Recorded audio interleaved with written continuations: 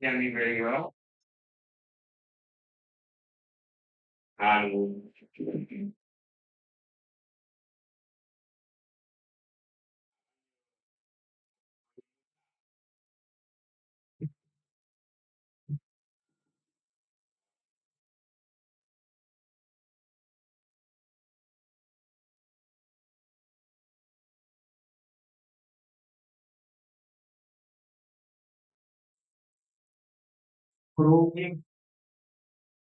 okay,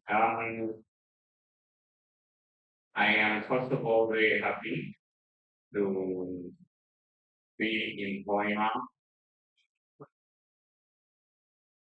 I think within less than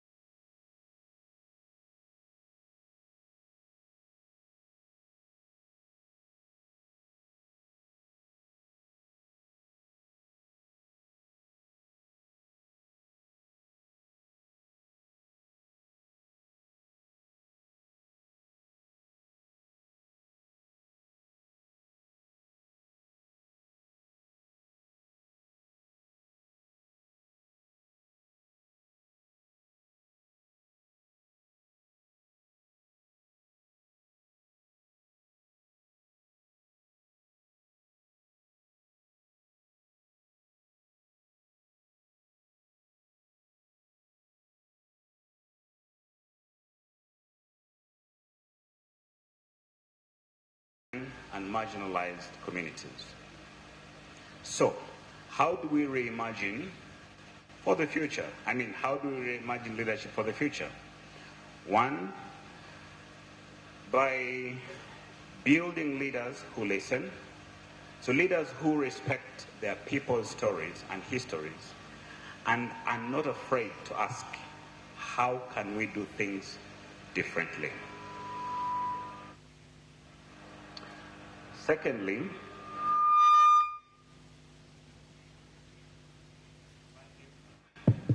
by investing in education and democratic dialogue, because an informed citizenry is the backbone of accountable leadership.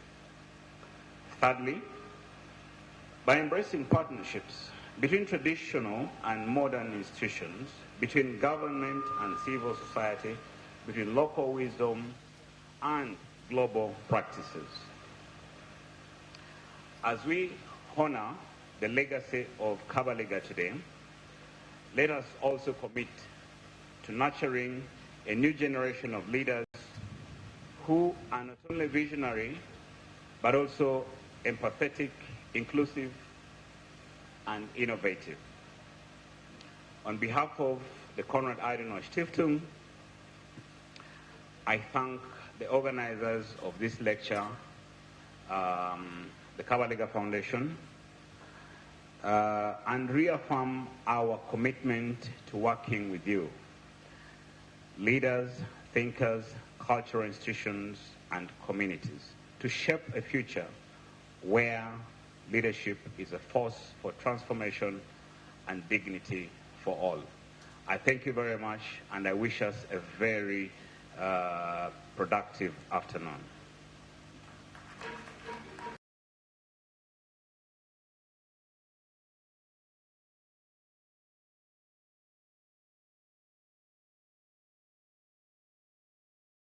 Very brilliant of you.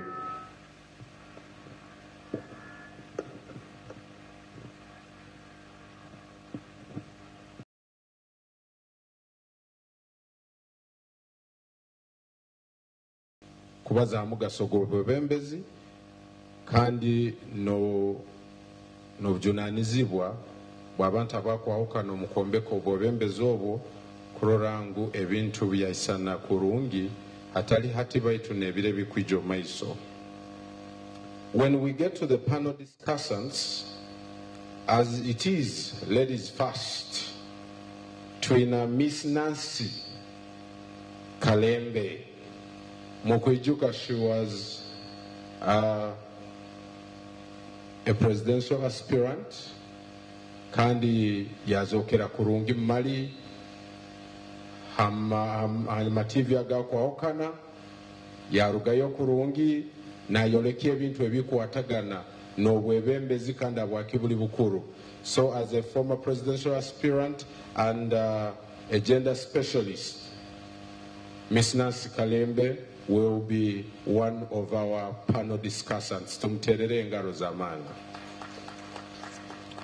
Then twina Dr. Paul Kyalimpa, PhD, Ogo Mukugu, Oba is a development and governance consultant. Engaro zamani.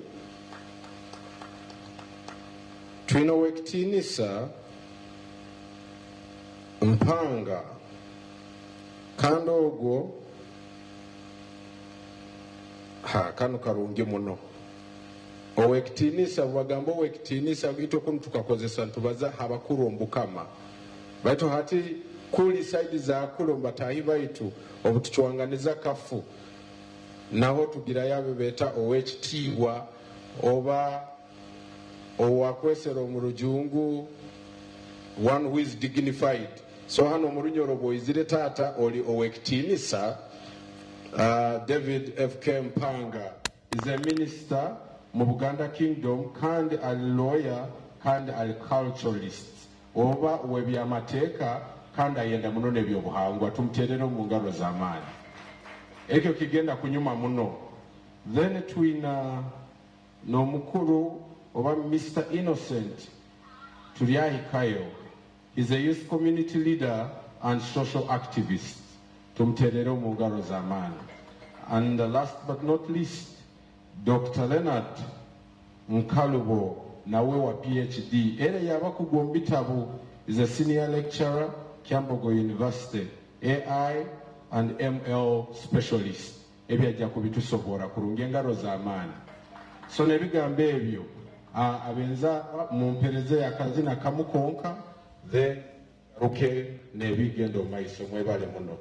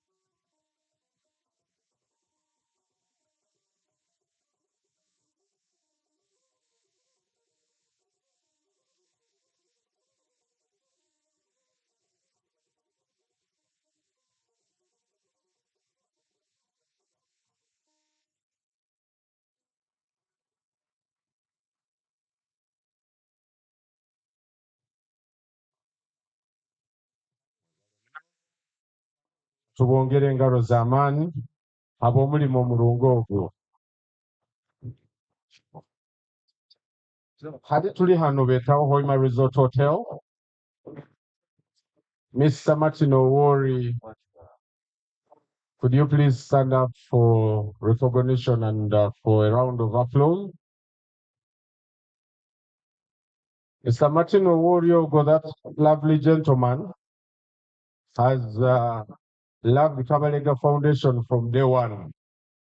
When we set out to do the Kabalega Independence Week, he did not only help in mobilizing, but he also made sure that he hosts all the activities, all the pre-run activities to the main event, up to today where we have the second Kabalega Memorial Lecture, and his generosity goes way beyond normal. So thank you so much for also hosting the Kabalega Running Club every Saturday morning from 7 to 10 a.m., where people in Hoima City come together to run for health, for unity, for fun, commemorate the legacy of Omukama Kabalega II. Engaro zamani za Mr. Martin Owori. Thank you so much, everybody, for holding on. Indeed, we are in the moment where we want now to have the conversations that talk leadership. And at Kabalega Foundation, we take it serious to talk leadership because it is very paramount to prepare every generation for what should come next, for what should be undertaken in order to make the next generation even much better than the past. Buli kyasa tukirora nk'omugisa gw'okwongerayo ebyo ebitufuura ab'amaanyi kandi ab'omugaso mu nsi muno. Ikingura Kabalega akatuheereza ekyokulorwaho kirungi. Yatulekera obumanzi nk'obugwetwa obutaggwaaho, yatulekera okukiwamu okusigikire ngu bw'okiwamu okukora ekintu okiremeraho kandi otuurayo mulingo kina kutuurwayo kandi kikaikali kina kwika. So that is the legacy we commemorate and we celebrate. Kabalega was not just a king, but he was one whose energy traversed virtues of heroism, of confidence, and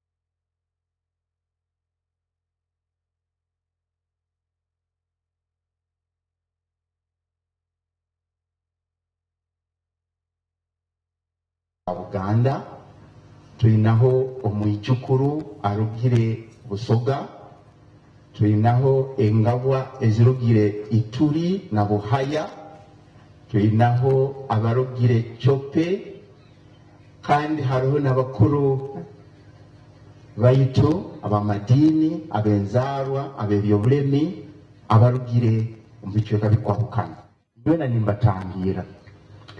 I'm standing on the protocol that has been established. I was asked to give comments on a simple topic. I've tried to change a few things as a mwalimu. Mwalimu means teacher. I have said that we shall do Reimagining Leadership for Community Transformation.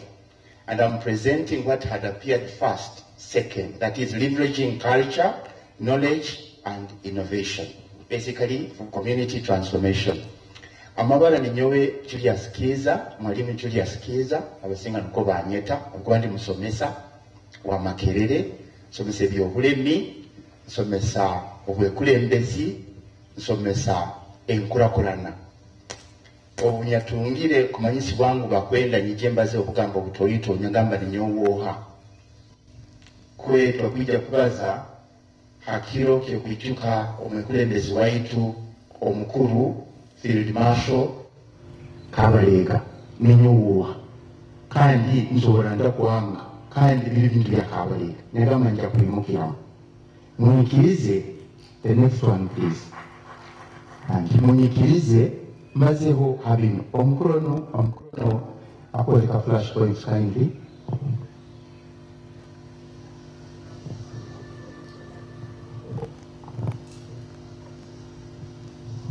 Excuse me, tugendera okatoito omuntu apakingirege omukuru apakingirege LG 0021165 tusaba ojewa elu katoito. Then allow, I think UGD is 5 dozen 434A. Nawe aja elu katoito tutekanize kurungi parking mwebale muni. Omukrono we master of ceremony, when he says stop or hold, I stop. Tibangambire ngwanza dakika 5 oba 10 oba 15 oba sahemu oba saha 5. Na wekyo hati bakushana bambayi obugabe iwe baza orakajwa. Kyonga bakuru tukira kubaza muno tubaza sanga 5 zonka. Tukira kubaza muno. Hati mbere n'ensaba. Munkirize mbazeho habino. Mbitirege mu Lujungu because our community is mixed. We have some young people, Bunyoro benyini, bayita abandi olunyoro olundi twakumanya kurungi. Anti ningabo ezirukire mu bicweka bikwahukana. So I am requesting that you permit me to communicate in English. I am proposing that in this conversation, I look at the following. The meaning of leadership. Second, we ask why should we care about leadership today and how it relates to community transformation or its absence. Number 3, we look at the multiple dimensions of leadership. Number 4, I'll try to unpack community transformation. And I'll point out that a main weakness in the conversation on community transformation today is narrowing the community to mean the village. The community, I argue, can be global. It can be continental. It can be regional. It can be national. It can be local. It can even be household level. So this idea of transformation will be located in that broad spectrum. Why? Because the local is part of a larger spectrum. I will end with a comment on Kabalega's agential power. Agential power, not in the sense of Kabalega as an agent. No, not the principal agent theory. I'm talking of Kabalega's ability to cause things to happen. We are here because Kabalega was able to cause certain things to happen for the larger good, for the good of the community and for the good of the kingdom state of Bunyoro-Kitara. In terms of the meaning of leadership, I'm inviting us to appreciate that a leader is a person who influences others to achieve desirable ends. Now, these desirable ends may be short-term objectives, they may be medium-term aims, they may be medium-term to long-term goals, they could be strategies, they could be visions, as we have in Vision 2063 of the African Union. What we prefer when we discuss leadership is to focus on SMART objectives. For the avoidance of doubt and for the benefit of the school children, SMART objectives are those that are specific, they are measurable, they are achievable, they are realistic, and they must be achieved within a given specific period of time. SMART, meaning don't tell us, I'm going to marry when I grow up. That is not good enough. You tell us, when I turn 20, I will marry. Don't tell me, Mwalimu, I will thank you when I'm happy. You say, by the end of your talk, if you communicate well, I'll give you a cow.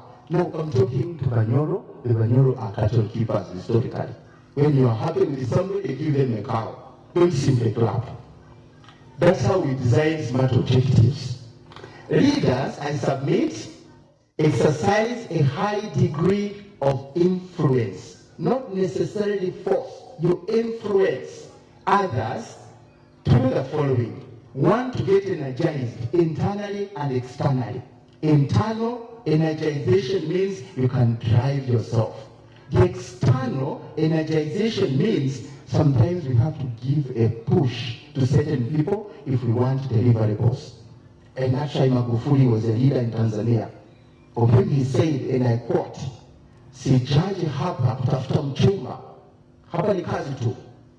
And that means that when people were crying that you're moving too fast, you're pushing us very rapidly, he said, look, I didn't come here to look for a suitor to marry. I came to work. And that's why Tanzania under Magufuli moved very fast. There's another leader, we are told we shouldn't mention him too much. But we have a few leaders in this region who have used the hand to push the people they lead in order to get deliverables. At the same time, we have others who have been populists. If certain people in Uganda want to have jiggers, that's okay. They can have jiggers. Imagine turning a citizen into a 3-star hotel, 5-star hotel of jiggers. And you say you are a leader, and you just watch. Imagine having the most productive section of a society, the youth. They are doing a lazy man's job on borders. And we have leaders. Imagine having 67% of our graduates from universities unemployed. And we have the leaders. Imagine building narrow roads. We are spending 17.5 hours per week in a jam in Kampala. And we have the leaders building narrow roads. Imagine the conversation we had over the standard gauge railway line. With well-trained, refined economists arguing we need the narrow neo-colonial railway line instead of the broad highway, the standard gauge railway being built in Kenya and Tanzania. And we have leaders. So these are the challenges. Leaders get people energized so that whether they are there or not, things will happen. Leaders must go not just for results, they must promote structural socioeconomic transformation. Leadership is associated with two other significant issues that are spaces used to get results.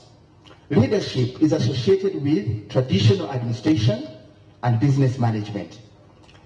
I want to submit that whereas administration, management, and leadership all aim to get things done, there is a significant difference. I request my friend to flash that diagram, which has 3 chambers, please.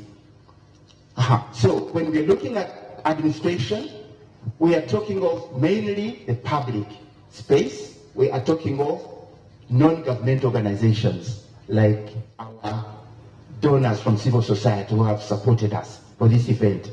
Those practice administration because they are focusing on a hierarchical structure, they are focusing on rules and regulations and procedures, they are focusing on routine work in many cases, business as usual.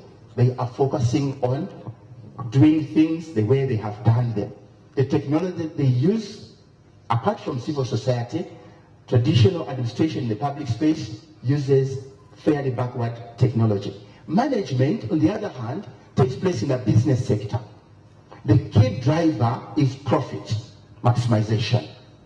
In the business sector, the organization has increasingly changed from the pyramidal, the bureaucratic organization, to an organization that was termed in the 1980s and 1990s as the flatter, leaner, and supposedly fitter organization. The guiding philosophy for management was small is beautiful. In other words, a beautiful lady is one who is small and is portable, campus size. Now, if you are not small and beautiful, please don't worry. In Africa, we say big is big. Don't worry. In Africa, a beautiful woman is one who has assets, not necessarily one who is like the Westerners. When we come to leadership, I want to submit that leadership can take place in the public sector, in the business sector, but also in other spaces like civil society. What distinguishes leadership in terms of institutions is that it takes place in virtual organizations, the digital spaces. It leverages technology, modern technology, and works in the space we call the Internet of Things. The idea is to use information to empower the people you serve. The point is that you also achieve results through inclusivity. You don't simply tell people to wait, you serve them. You deliver by bringing them on board.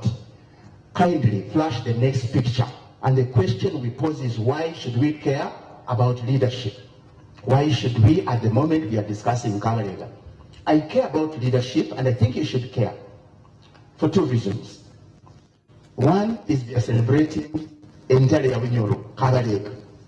But second, Alexander the Great argued, and I quote, an army of sheep that is led by a lion, like Kabalega, will defeat an army of lions that is led by sheep. The unfortunate thing is that some people in leadership positions are sheep. They are incapable of providing vision. They are incapable of guiding people where they should go. They are incapable of transforming society. Their biological substance is occupying space. That is a fundamental crisis of today's leaders. An army of sheep that is led by a lion, such as Kabalega, will overwhelm a den of lions if their leader is as idiotic as sheep. Could we please turn to the next? I also care about leadership because there are too many excuses. Too many. Many people you come across will say, I am just a girl from Acholi. I'm just a woman from Kibiro. I'm just a fisherman. But I'm still young. I'm not yet even 40. And some will say, look, I don't have the official positions to exercise leadership.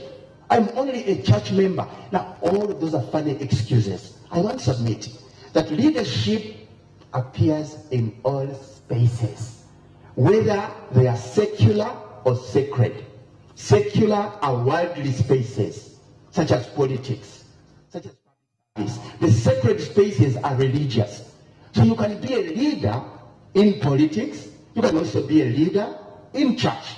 You can be a leader in government. You can be a leader in business. You can be a leader in a school. You can be a leader in the household.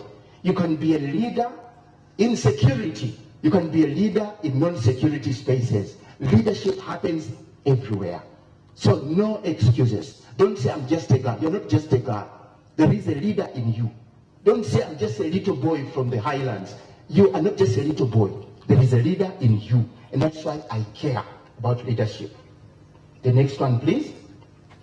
Leadership for community transformation may be political, it may be legal, in the legal space, it may be in the public policy space. From the Sustainable Development Goal 63 for the African Union to Uganda's policy spaces, Vision 2040 and the National Development Plans. But that's not all. Leadership for community transformation may take place through spaces of inclusivity. Today the selling points are gender, climate change, people with disabilities, parish development model. But you can have leadership for community transformation through the digital spaces we are creating. through robots and artificial intelligence, through data simplification and access. But we can also exercise leadership in the economy. Why does the economy matter? Because the Swahili said, and I want to quote, uhuru bila nguvu ya kiuchumi ni hewa kabisa.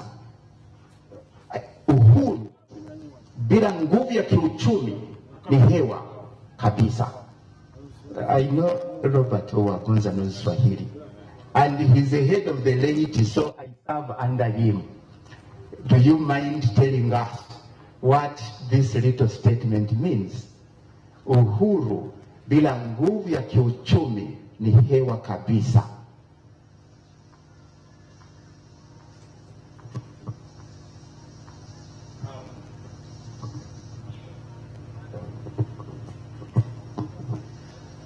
Wadu msomesa wange omukwetegerezo kwange naye tukabanza kusoma muri Nyerohana nibwo twagenda muri Jumbu n'Oluswahili kikumanyisa ngu obugabe runo kwerema okutarumu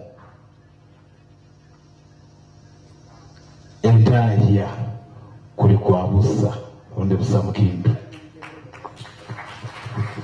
hati nkirese okuba mukuru w'Abakristayo. Hata abakuru b'Abakristayo bano bagamba mulete bisembo, mulete kimu kya 10 mwanguhe. But have you helped us to create the source of this income? Because the freedoms you are giving us in politics and religion, in society and culture, if these freedoms are not backed by economic power, they are useless. That's why in all of our spaces, I have spoken to the Interreligious Council of Uganda. In every parish in this country, we have a representation of the council. Are you preaching liberation theology? Which said poor? How come the pastors saying blessed are the poor are rich, driving hammers and building storied buildings?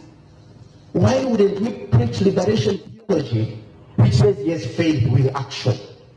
Why wouldn't you use all the spaces, including the cultural and the political? If you are a leader, kindly appreciate that the freedoms you think you are invoking for the people you lead, if they are not backed by economic strength, they are useless freedoms. I have already mentioned the need for infrastructure. Advanced countries are building broad highways. In Uganda, we build narrow roads. We get stuck in a jam. It's like we are planning for a crisis. Advanced countries, China is now launching bullet trains. Even the USA is fearing China's speed. Bullet trains are topped at over 300 kilometers an hour. Exactly. So here, we are not thinking that much in terms of unlocking the economy. My friends, China was as poor as us. In 1978, when they decided to change from Maoism to the ideology of the economy of Deng Xiaoping, 1978, where some of you were already born. I swear some of us have watched China grow, and when we can really say, abantu bano bakukora, wewe abantu bano. But when you travel, why don't you learn and bring some of these lessons to our community? Infrastructure revolution, extremely important. There is that other aspect of environmental transformation, green growth, the idea that we need clean energy, that we are custodians of the current environment, that we shouldn't destroy the environment as we meet our current needs. Hatinga kuizege hanu, katanika na bana besomero. Abana besomero bali bazina hanu. Wakabya alage inga mu bwomezi bwabo. Ngukwa nyombi ale nkuku nituzirya nituzibura. Kwa hati ngabiti ngamire nkuku zonka emiti, bihale emiti, habo kwe emiti yokozesa kuchumba, oba kuombeka okagisangaho. Can we also grow? The church can lead us. The community leaders can lead us. The politicians can lead us. Kabalega Foundation can lead us. We can say every day we celebrate this, we are going to plant trees. And yes, we can create a better environment for ourselves and after us. I also care about leadership because, kindly flash the next one. I care because false models of leadership dominate our spaces. When you ask somebody who is your role model, these are the kinds of things they emphasize. Say, look, did you see that structure? There are no pointers. The structure above is from Keith Muhakani's. Does anybody know his official salary? What his official salary was? Less than 5 million. And he's telling civil servants as PSST, Permanent Secretary, and Secretary to the Treasury, you tighten your belts. Because we're speaking the language of the IMF and the World Bank. Tighten your belts, we don't have money. Now, this is the hope. You will be surprised. Some of you will think it's a hospital. It's not. The home of Kiiza Muhakalis. I can speak about him because he's dead. You know the safety of that. Now, below, these people are living. You might think it's a regional referral hospital in Mukedea. It's not. It's a home. Now, whereas many of us take these as models of leadership, we do not appreciate that the way this wealth was amassed might be questionable. I'm saying might because that's what we do in the public space. How much do we pay the office of the speaker compared to the office of the regional referral hospital called Bunyoro, called Hoima? How much do we pay to this primary school teacher? Why are we underpaying our teachers and we expect learning miracles from our children? Why do we underpay doctors and expect healing miracles from the pastors? We have to rethink these issues because these are issues of leadership. Next, please. Now, this is a complex. Again, you might think this is Makerere University. It's not. This is a picture of the property of Sudhir Ruperera. A home. Yes. Now, these are the models influencing especially the Gen Z. Generation Z says, look, these are wonderful people. These are my role models. But do you know how he got his money? I like rich people. I also want to be rich. But the question is, do we all appreciate that this person used his business networks and influence to become the landlord of the Republic of Uganda? This is the landlord. Have you ever seen an idiotic individual who privatizes their property to become a tenant? That's what happened. And these models, I'm flashing them because we need to know that they are models influencing especially the young generation. Next one, please. Now, I wanted to ask, are there children who are in secondary school here? Secondary school children. I saw some who look like secondary school children. I'm a teacher and I know. Look, I have money to give. 10,000 shillings. Could you come and tell me whose house, any of these two houses, the owner? If you tell me and tell me, right, 10,000. We have to give children incentives. Incentives so they know that when we come to talk on Kabalega Foundation, we come with money. We are the children. Okay, they are not interested. Do we have, one is coming. Kindly tell me, who do you think these houses belong to?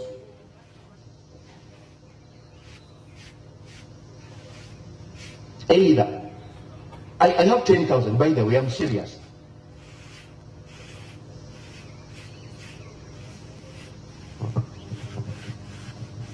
Okay. Do we have a volunteer? Which class are you? Which class are you? It's to senior. Anybody in high school? Volunteer. Which class are you? Please volunteer.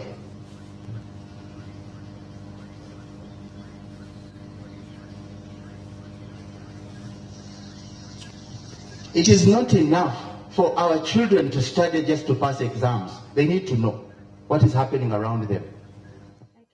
Asante sana mwalimu. Nashukuru. Good evening, ladies and gentlemen. My name is Jacqueline Katsawe. I'm from African University in Kagari district. I'll talk about the building up. It's a house where there is a grave for Mwalimu Julius Kabalega Nyerere. Thank you. And the one below? I can't tell. You can't now. Do we give her 10,000 or 5,000? 10,000. Where is the moderator? I don't have changed money. Thank you so much, Mwalimu. Yes. Now, the reason I'm asking this, and I'm very sure that many people wouldn't tell, even from the adults, and I didn't want to embarrass them. The reason I'm raising this is that Nyerere was the head of state. Not for 1 year, not for 2, not for 10, not for 20. For how many years? How many years? This is the humble house which was built for him by the Chama Cha Mapinduzi. Congratulations.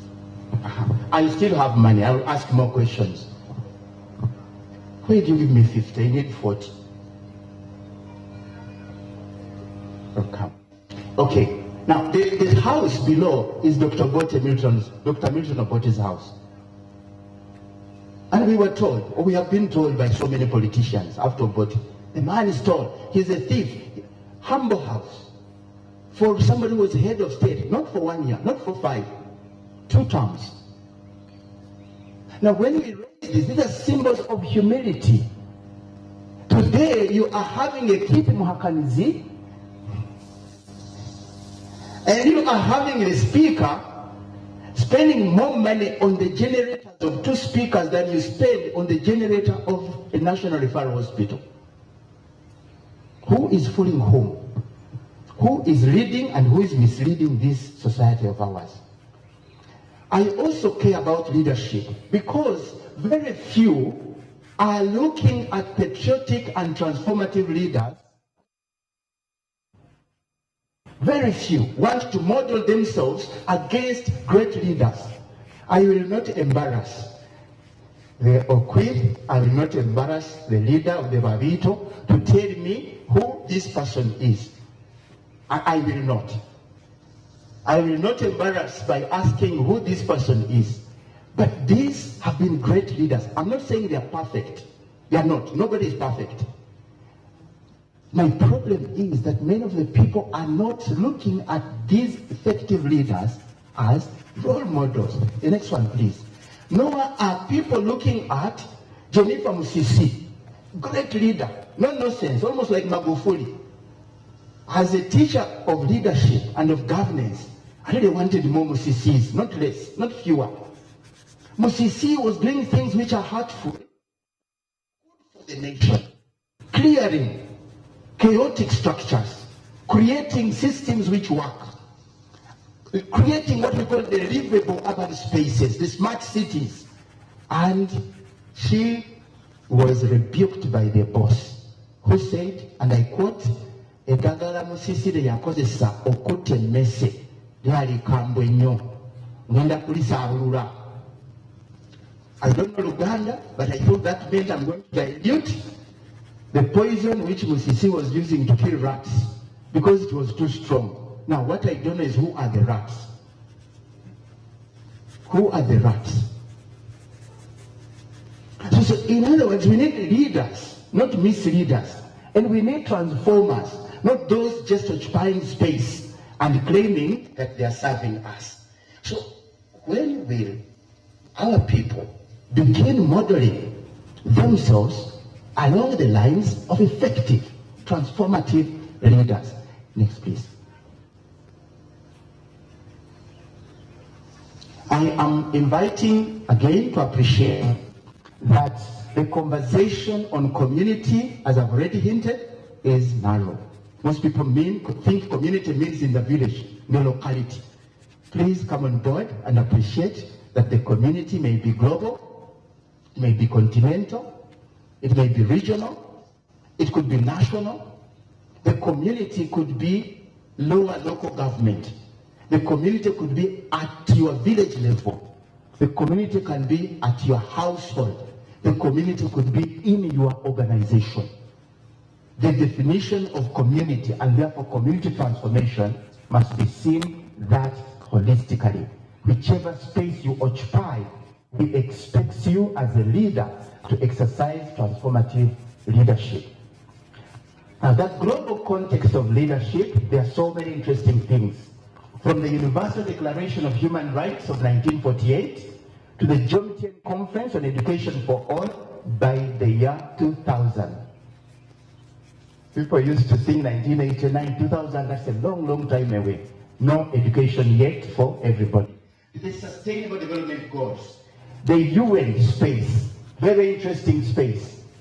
The majority members of the United Nations are weak.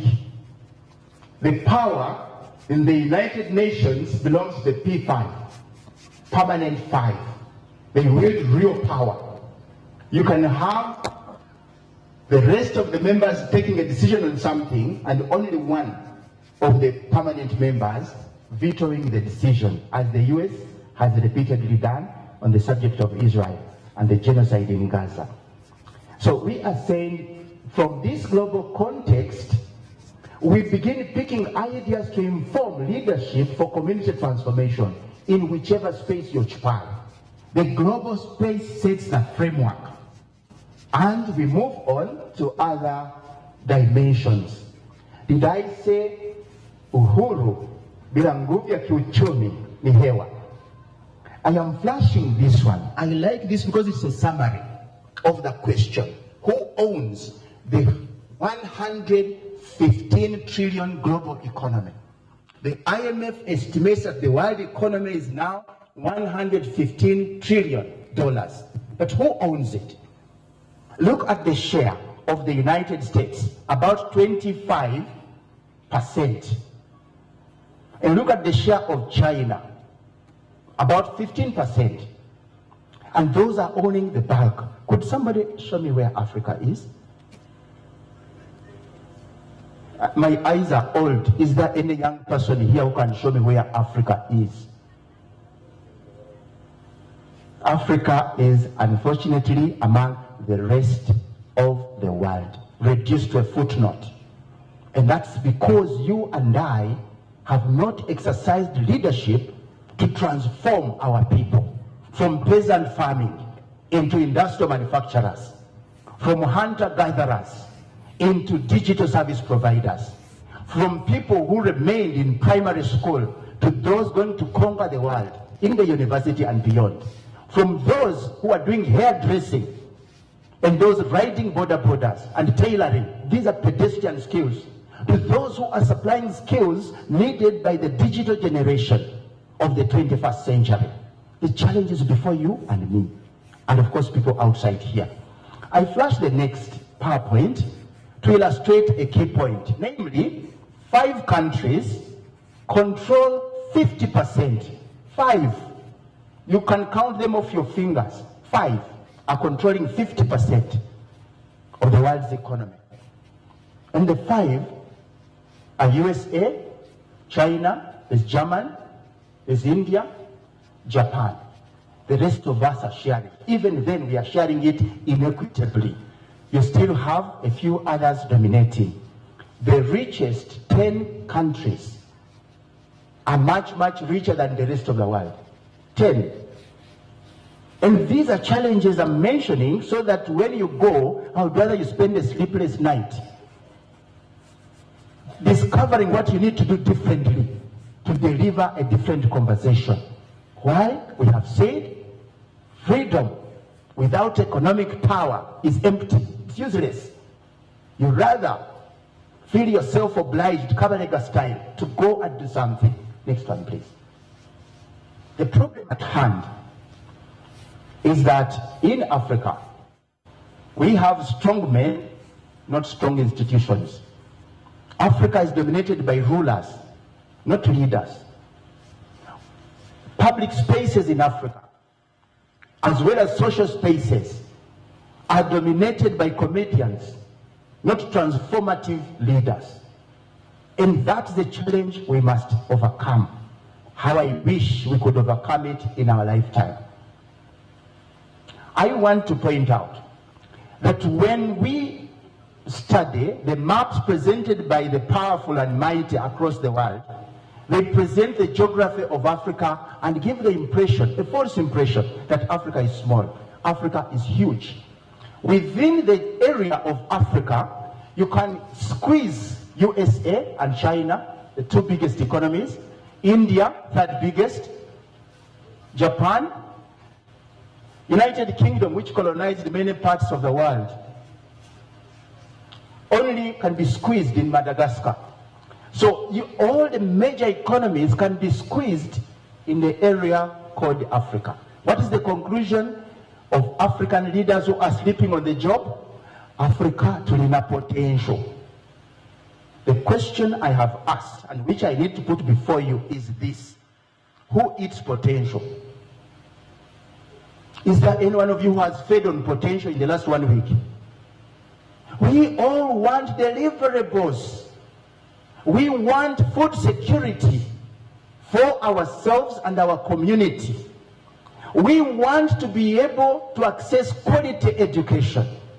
We need quality and dependable health care. We need infrastructure which works, infrastructure of the 21st century. We need livable cities and rural communities. We need spaces that will enable us to assert our rights as citizens. And if you're in government, you need an economy that will raise the tax to GDP ratio from the current 13.6% to a higher level, close to the Asian level, which is about 35%. So even people in government are saying, how do we finance? There's so many programs. Why? We are celebrating potential, not transformation. Now, I flash this one to annoy some people, especially those working the Ministry of Finance and the economy, but also those in kingdoms. It is very, very embarrassing that a continent that has enough geographical space to accommodate USA, China, India, Germany, Brazil, UK, name them, is statistically absent when we come to measure gross domestic product, using infographics and showing your proportionate share of the output of the economy per person. Africa is in the center there. It is statistically absent. We're just having biological substances. I want to submit, our position is closely associated with the people who are leading us. They have not done what it takes to transform us into significant citizens. And I'm addressing somebody here, whether you are in church or in business, whether you are in Kabalega Foundation or in the Bunyoro-Kitara Kingdom, whether you are in your own household or in school, wherever you are, you and I have a role to play to lift ourselves up, to get out of this embarrassing situation. I had some Baganda friends. I studied in Chitovu, among the Baganda, who said they were actually historically Bunyoro. They said, Ebikoba Biembogo. How do they complete that?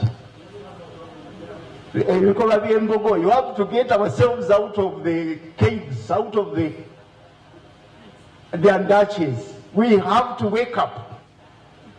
And that's why I think I was invited to share with you. Now, I want to share a few more things and close. In the 21st century, we are seeing a revolution that is happening, and I will not spend much time on that. The next one, please. I want to comment briefly on the agential power of Kabalega, Field Marshal Kabalega. We all know, don't we, that Kabalega was head of state. Do we know that? Bunyoro-Kitara Empire was a state. Kabalega was the head of state. Kabalega was the chief lawgiver. Kabalega was the chief executive. He was the chief judge. He was a field marshal. He was commander-in-chief of the armed forces of Bunyoro-Kitara. Yes or no? In those different capacities, Kabalega was a military strategist. He was a visionary leader. He was a bearer of what in military science we call the common operational picture. Now, what's interesting is that Kabalega had state officials, kingdom officials, who were grounded in the doctrine of mission command.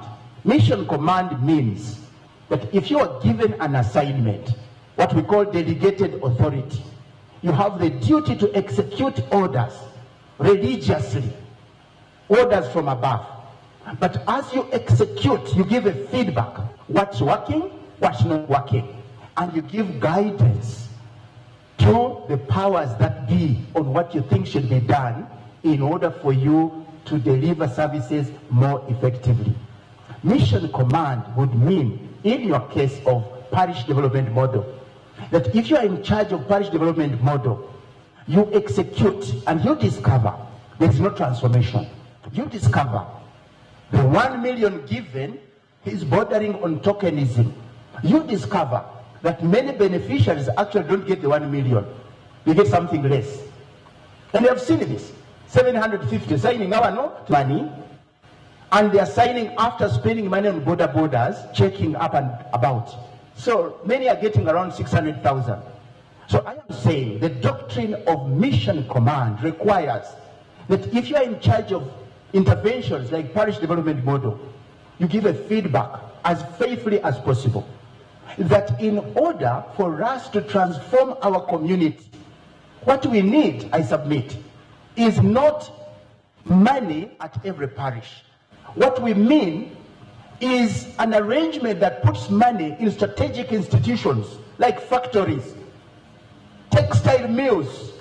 When you amass the money of 2 districts from parishes to 1 factory, you are going to create more wealth and transform our people than the trickle downs you are giving each parish. So we have to think outside the box. The idea that some leader somewhere is thinking parish development model can work, and the idea that those executing are not giving a feedback is showing us a leadership vacuum.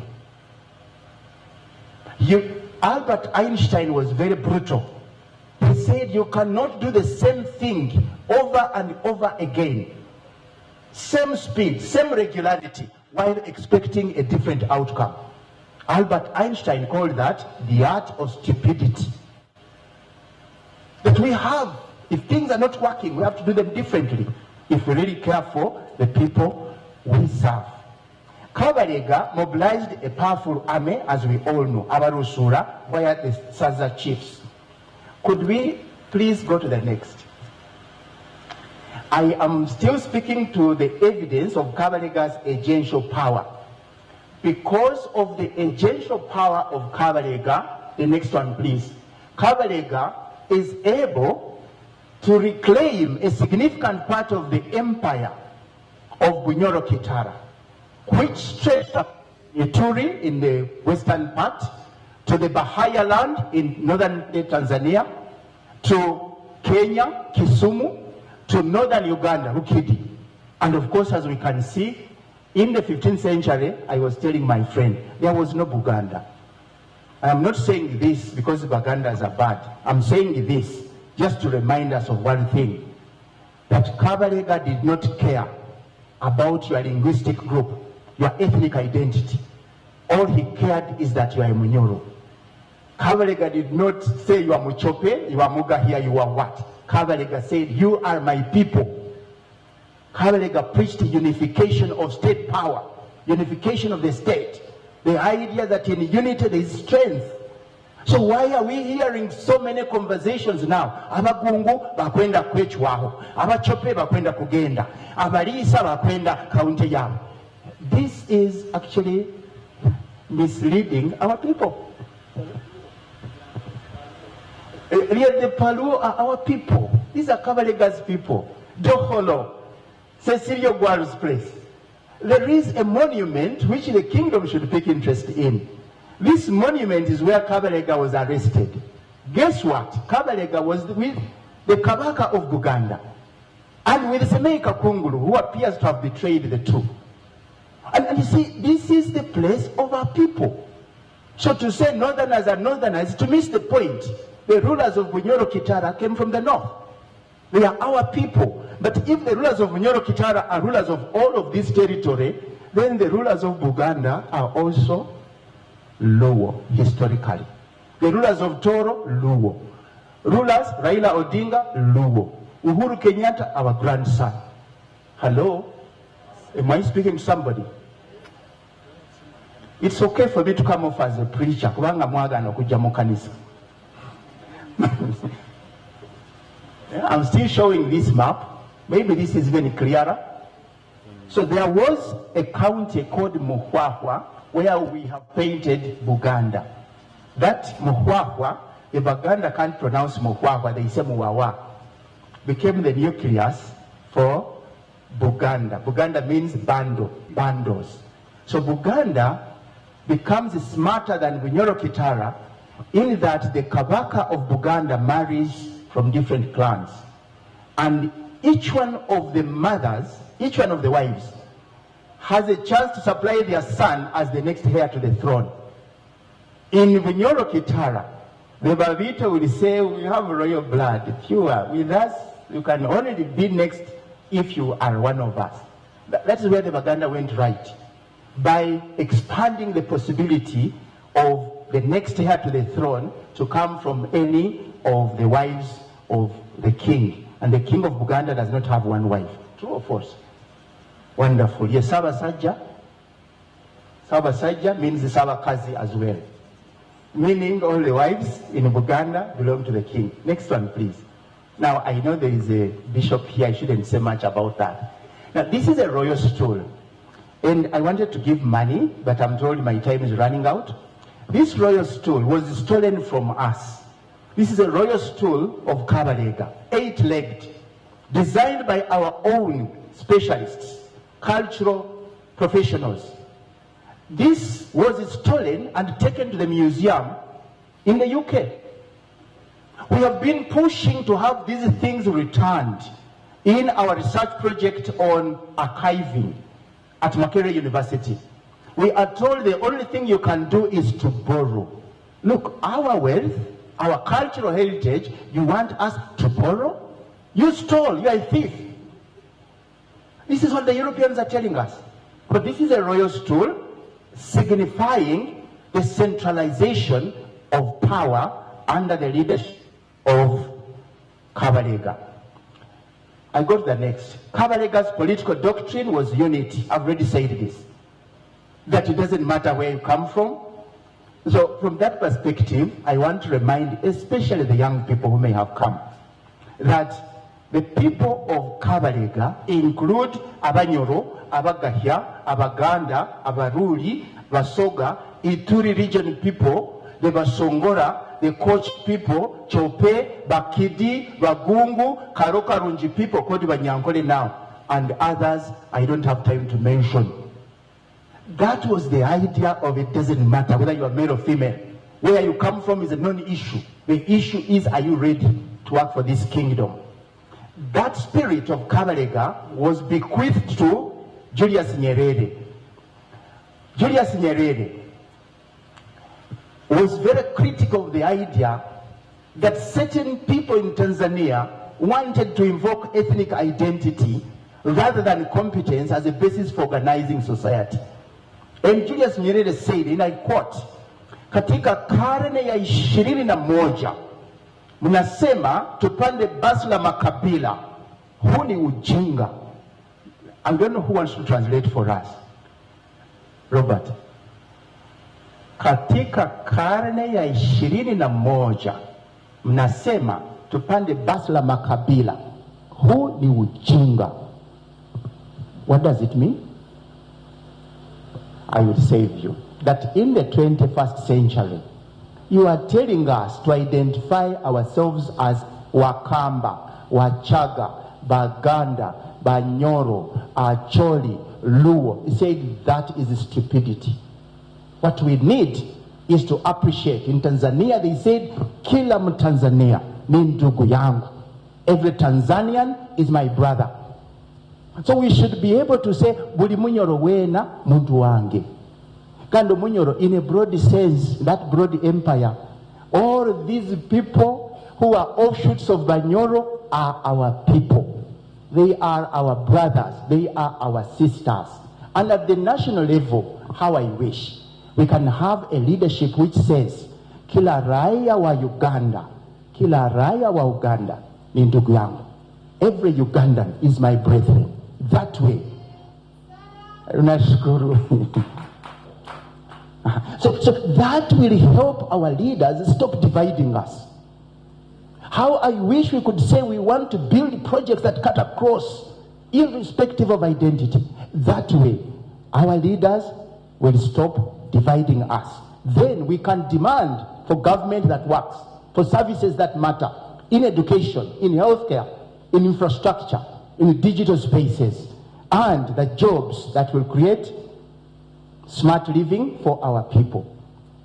I was asked to comment briefly on the idea of royal innovations, and I want to mention two unique cases. Many young people have seen this, many old people have seen this, but what we don't appreciate is that Bunyoro-Kitara moved from the Bronze Age through to the Iron Age. If you are to go with the spears, the shapes and quality, at a time when different parts of the world were struggling with their industrial revolutions, Bunyoro-Kitara, around 900 AD, 10 AD, Bunyoro-Kitara was already into the spaces of discovering. Now, I want to put it before you.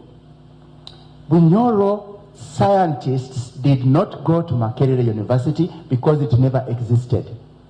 They didn't go to Cambridge because Cambridge never existed in 900 years. Cambridge came later in the 12th century. They didn't go to the university. Now, wait a minute. Who taught our innovators how to discover mineral-rich rocks and how to extract the precious metal to make these kinds of tools? And we don't stop with metals. All of these, making drums and textiles, all of these are symbols of innovation. Who taught our people? And why is it that today's learners need a new curriculum, supposedly competence-based? But this was competence-based. Yes or no? So the new curriculum is not new. Bunyoro practiced it many centuries before it was introduced by Uganda. Thank you very much. Could we see the next one, please? And this is a quote from Stanley Alpan. This is a European who has studied Africa. And I know my colleagues in science will appreciate that when it comes to discussion, you explain carbon dating and other research techniques which are used. Please explain, because I have to rush.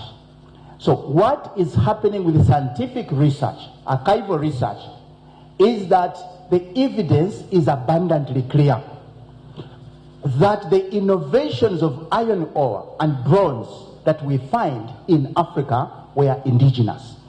They didn't come from outside. The Bazungu have attempted to tell the world that if there are innovations like kilns, a kiln is a tanuru. The tanuru for melting iron ore has to have a capacity to raise the temperature to over 1,000 degrees Celsius. For your reminder, even if you failed science, water at sea level boils at 100 degrees Celsius. The Bunyoro, without a foreign university degree, without Makerere University, because it was not there, were able to construct kilns that would raise the temperature to over 1,000 degrees Celsius to allow the rock to melt. Then they would separate the molten material and heat it quickly to make the iron implements.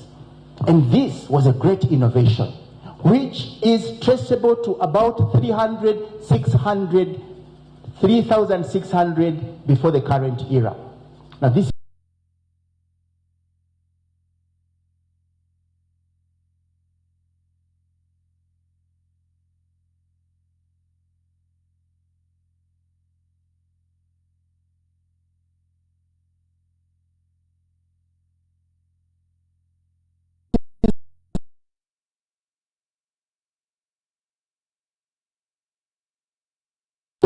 science. There is literature now emerging on the origin of mathematics in Bunyoro-Kitara. We had mineral prospecting, as I've already hinted, geologists, not trained in Western universities.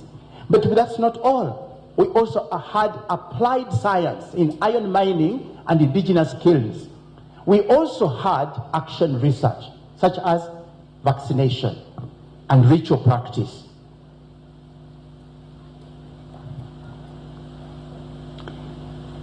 Can I mention briefly, and I come to the end, the idea of the caesarean section that Bunyoro scientists did in 1879. Now, I want to make a correction. Many people listening to this communication on caesarean section in Bunyoro allege that this was the first caesarean section in Bunyoro. That's not true. The Bunyoro had done this for so many decades, only that we had the problem of not documenting. So this Muzungu called Felkin just happens to be coming, and he finds Bunyoro surgeons in the theater. What shocks him is that in Europe, caesarean sections were deemed to be dangerous, that they were of greatest gravity, only to be performed in the most desperate circumstances. Second, Felkin was shocked that it is only Bunyoro in Africa where the caesarean section was performed and both mother and child were saved. In Europe, if the baby you are expecting is a boy, you kill the mother and save the boy.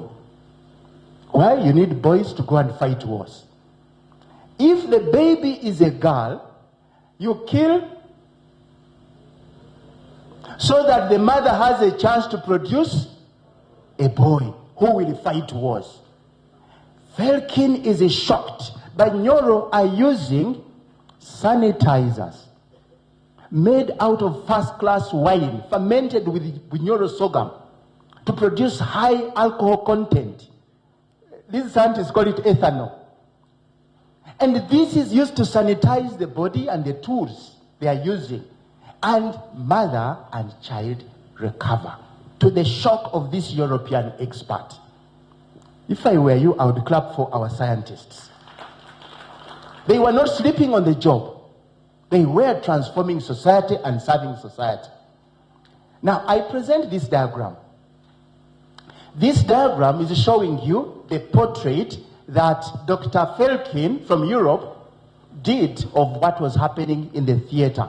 As you can see, there are lots of artifacts and items of spirituality and worship, because the belief was that science was holistic. So the scientists that conducted the caesarean section had to do some spiritual incantations. They had to utter certain words. Today's locally would say that was pagan. That was the science at that time. That was the understanding. Next one, please. Now, I also want us to know that if you're a scientist, you don't have to have produced a baby, but the Bunyoro were doing caesarean different from the way it's done today, because science has been advancing. Theirs was vertical. Today, I think, I don't have a wife who has had Caesar, because I was taught in Australia that all women can deliver normally.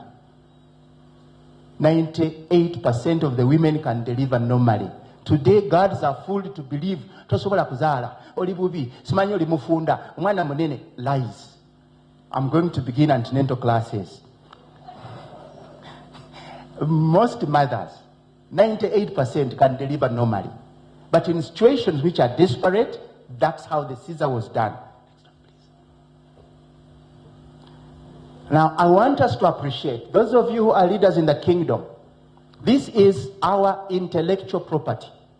This was the surgeon's knife which was used to do the operation in 1879. This property, could somebody read for me? Oh, this property is kept in the Wellcome Historical Museum in the UK. Our innovation, our intellectual property. I am provoking somebody in the kingdom to say, look, can you restore our property? This property belongs here, not in England. They've been making money out of our innovations. So could we invoke the spirit of Kabalega and tell them, we need our property with interest, because they've been making money out of this property. And of course, as we look at this surgeon's knife, and the technology our people had, we need to ask the question, how come today's scientists are not doing what these people used to do? What went wrong? Ania tuloga. Let me put it in the language of one of our children. Who bewitched us? How come what we are doing today seems to leave lots of gaps? I've already talked about the holistic nature of healing. And I will say this again because I saw people who serve us by Sito Muruhanga. The healing in tradition of innate heart issues or obesity like me, they are fit. You had psychosocial support, sometimes invoking spirits. You had thermotherapy like in Kibiro. The hot springs are spaces for healing. And some of us don't know that.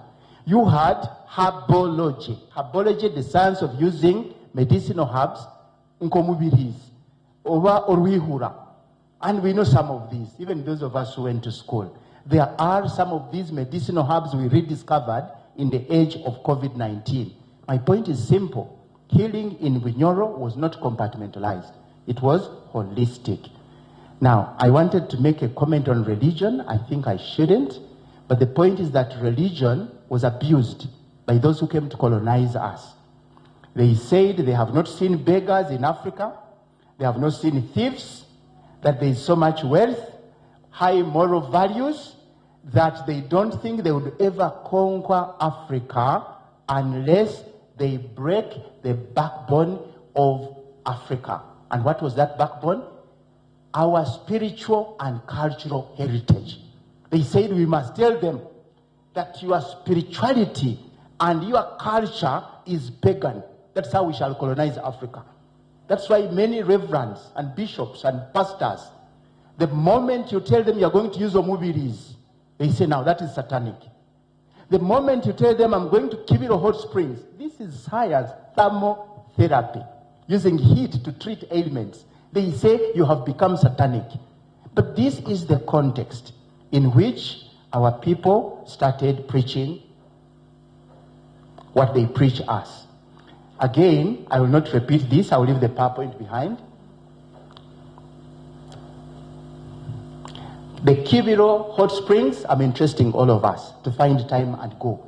Kibiro hot springs is really a space for basic science. It is a place for applied science.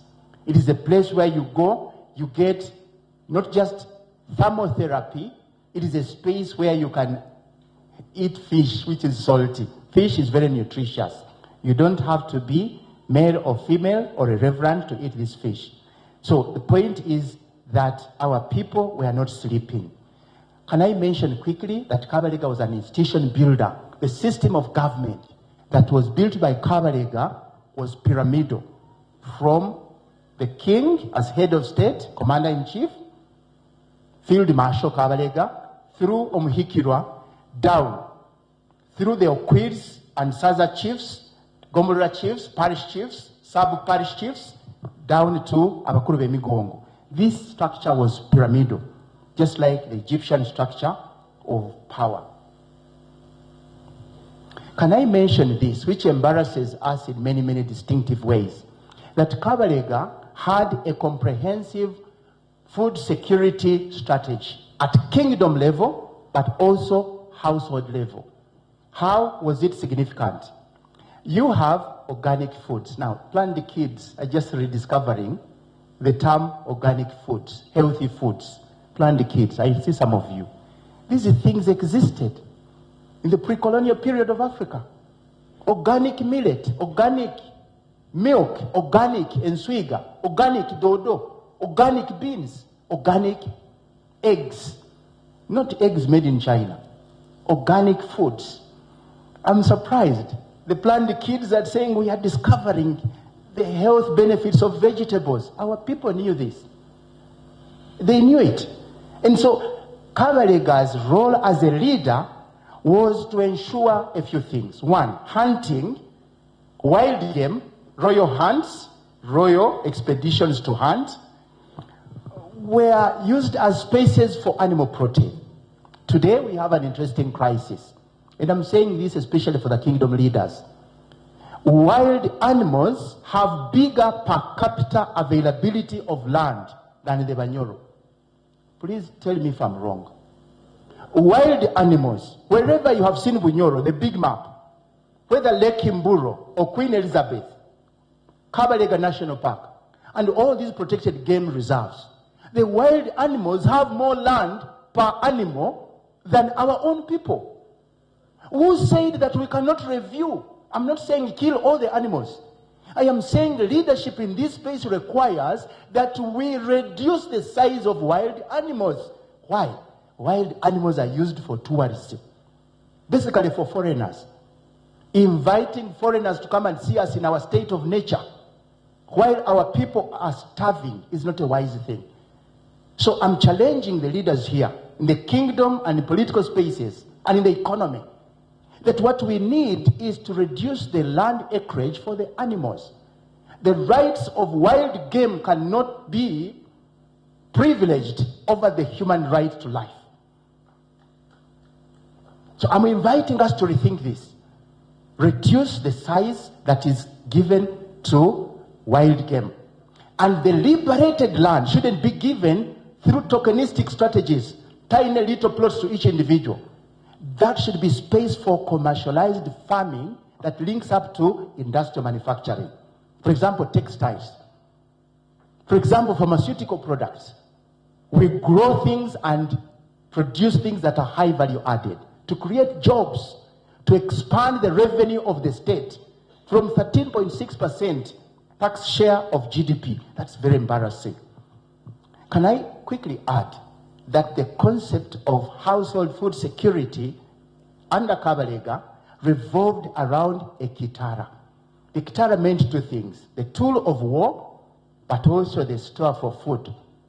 So the store for food, each household had to have granaries. 3 granaries. One for household use. The second was called Omukama's granary. It is yours, but you don't touch it. It is taken to the kingdom to feed the royal officials. The third one was called the chief's granary. Again, it's yours, but you don't touch it until the king declares there's a food shortage. Can I quickly add that Kabalega created underground food stores for the kingdom and for the state and for the people of Bunyoro. Underground food stores. What's embarrassing today, you have graduates of great universities running our country. Who knows where we have fuel stores in this country? Stores of fuel. In case Kenya attacked Uganda for an extended period, in case Tanzania quarreled with us, does anybody know where we have the stores of fuel in this country? Idi Amin had them. They were emptied. Idi Amin, you said he didn't go to school. He was intelligent. May I know, where are the food stores of this country? Does anybody know? They are not there. It's not that you don't know. They are just not there. So we are at the mercy of God. When the soils are good and the rains are good, we get abundant harvest. And guess what? The youth are selling off all the rice to the last grain. The household has no household food security. How are you going to lead people who are not food secure? And can I quickly add, the best way of achieving food security is not to have all of us doing farming. The best way for having food security is to have income security in decent work, in productive activities, not in doing farming, all of us doing farming. That is a wrong approach. So I'm inviting us to appreciate many of these cultural issues and behaviors. And I want to go now to the last, very last. I know I'm seeing some very serious person who is beginning to doze in installments. You know how he's doing it? He closes one eye, then changes, closes the other. He is dozing in installments. So, which is a statement to me as a teacher that I should stop. Please move to the next. I want us to look at the top 6 action points. So you don't say Mwalimu JK, Mwalimu Julius Kiiza, what are those things you want us to do? These are the top action points for reimaging leadership for community transformation. Number 1. And here is a minister for land from Buganda. Now, whether the minister for land is listening, I want all of us to appreciate that land is an asset. But what we need is not just land reform in terms of who owns. We need agrarian reform. Agrarian reform is wider than land reform. It means you want to transform land use into an asset for feeding value-added manufacturing. It's not enough for you to say we grow shea in northern Uganda. It is better to say we grow shea, not just for beautifying our skin. We grow shea to feed the pharmaceutical industry. It's not enough to say we grow cassava. It is better to say we grow cassava to feed a factory that manufactures ethanol and biodiesel, so that the rich people of our country stop buying imported diesel and shift to diesel made out of cassava, made out of sugar, made out of bananas. These will inform what we are calling agrarian reform, not just land redistribution. We are saying we must blend land reform with agrarian reform. The aim is to empower our people, to enrich our citizens, and to expand the revenue base of the state so that we get richer. We fund infrastructure and other programs. That's number 1. Number 2, unity. Cindy has been very popular in promoting Tuko Pamoja. Unity. We are one people. Don't be deceived by anyone. And so the idea of creating many new districts every other campaign season is misleading us. You are trivializing us. You are increasing the cost of public administration. What we need is actually to re-amalgamate the districts and create effective units of government. Creating districts is a cost. We need more hospitals. We need more schools, more BT-VET institutions, not more districts, not more cows. We can actually use the existing ones more efficiently. Number 3, the resurrection of Ubuntu and the spirit of servant leadership. There will be no transformative leadership without reclaiming the idea of Ubuntu. Barangambaki. Banangambachi. Gabawulidde nti omwana wa bishop yakoze kino. The idea that we need to reclaim our humanness as we serve others is an important action point we should press. Number 4, no borders. We are driving our youth to sell assets like land to buy a border, which is mobile wealth. It is bringing quick gains, but we are making a huge mistake. The mistake is that you have the most capable, youthful generation doing a lazy man's job. Riding a border is a lazy man's job.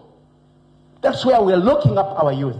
They are dispossessing themselves of property to buy motorcycles. That's a huge mistake. But let me quickly add. Borders came into our economy as gap fillers because we had killed public transport. When we killed public buses and railways, the borders came in as gap fillers because taxis, another nuisance, could not fill the gap. Now, in Kampala, every day, you can predict with mathematical exactness that somebody will break their spine in Kampala every day. Which do? True or false? Ania Tuloga. Why wouldn't we revive the bus system and the railway system and wider roads and reskill? I'm not saying kill or imprison motorcycle riders. I am saying we can train them in a digital skills, in TVET skills for the 21st century and redeploy them into more productive sectors, not motorcycles. Thank you. Thank you for appreciating. Number 5, industrial manufacturing. Can we have the University of Bunyoro being a partner in the pursuit of industrial manufacturing in Bunyoro and the rest of the country, the rest of the region. Value-added manufacturing is the space we need to occupy. Finally, I am proposing that we press the button called human rights-based approach to development. We need to address the gender agenda. We need to address the question of patriarchal norms that entrench alpha male power in our society and women's oppression. These are things you can begin acting on with effect from midnight to night, because leadership operates in all spaces, whether they are political or technocratic, whether they are sacred or secular, whether it is in your household or the wider community outside. Whether you are male or female, you can be a leader in the space you occupy. I thank you very much for listening to me.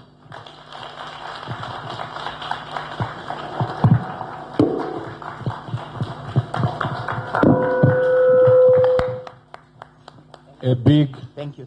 round of applause, please. Let's kindly stand up on our feet, all of us.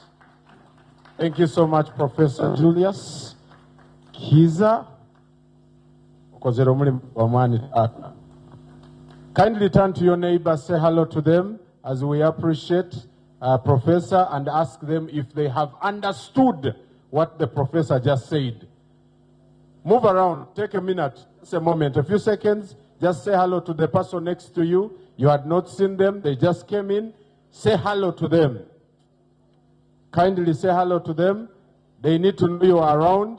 We are quickly going into something very important, and it is important for you to know your neighbor, because when the interaction starts, it is very important to know who you're interacting with. Yes, what are they saying? Are they impressed? I am very honored that we have Cindy Evelyn Magara on our PhD in Kibagambirege. She is a lecturer in film and literature at Makerere University here in Uganda. She is also a filmmaker with Nyati Motion Pictures. Her film over Chambagambirege includes 3 feature titles and one documentary. At this juncture, allow me to welcome Cindy Magara. She's our moderator, Muwengaro Zamani Nimukiayemereire, as she comes to take over and welcome our panelists so we can have very wonderful brief discussion before we conclude the second Kabalega Memorial Lecture. Yes, thank you very much. For the people in production, kindly, for better production, if you can kindly reduce the light on the screen, nuko our moderator tunge good coverage, kijakuba kirungi muno. Thank you. Thank you so very much. Muyirirwe muta abanyoro n'abanyorokati. Chali munda mungaruke munkabalirege kya musana. Muramutokalire kya musana ikana shuwa yu ekyarwe bagyo kiroho. Muyirirwe muta abanyoro n'abanyorokati. Yeah, thank you so very much. I was waiting for my car mate to come back. I'm so honored. Thank you so very much. Once again, Mumutero Mungaro, Professor, first stop there. The person in the control room, this gentleman, who for me today is an equivalent of Danny Roderick, Nkumanya Novamanyabo, Branko Milanovic, Elena Ostrom, a lady though, Francis Fukuyama, Jeffrey Sachs. A celeb of political economy. The first time I listened to him, I was a university student. And I think Omugenzi Shem Yakagaba had organized a function. We were at Sheraton Hotel. I was swept off my feet. I couldn't believe we've got such brains. I'm so honored that we come from the same county or village, Kitova. DJ, play Bunyoro-Kitara as he comes here. The audience may have a chance to ask you a question. I don't know whether people from Kitaba know how to dance. So, yes. And DJ, my panelists will come here in style. We are international here. We have people from Uganda. But we are not international. We are Kitara-raised.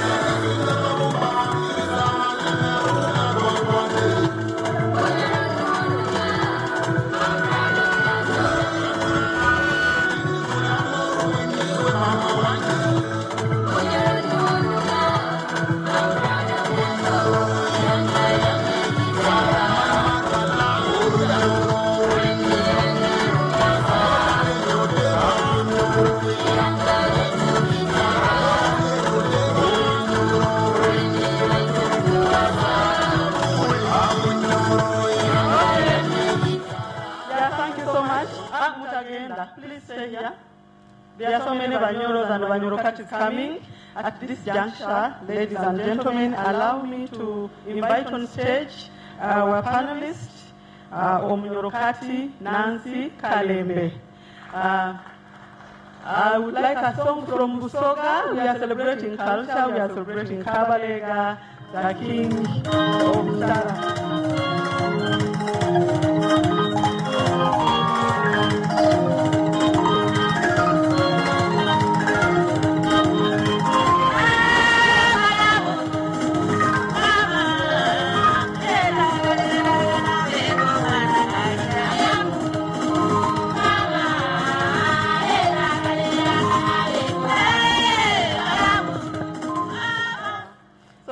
Kalembe is a politician and a businesswoman. She was already introduced. I'll go through her bio briefly.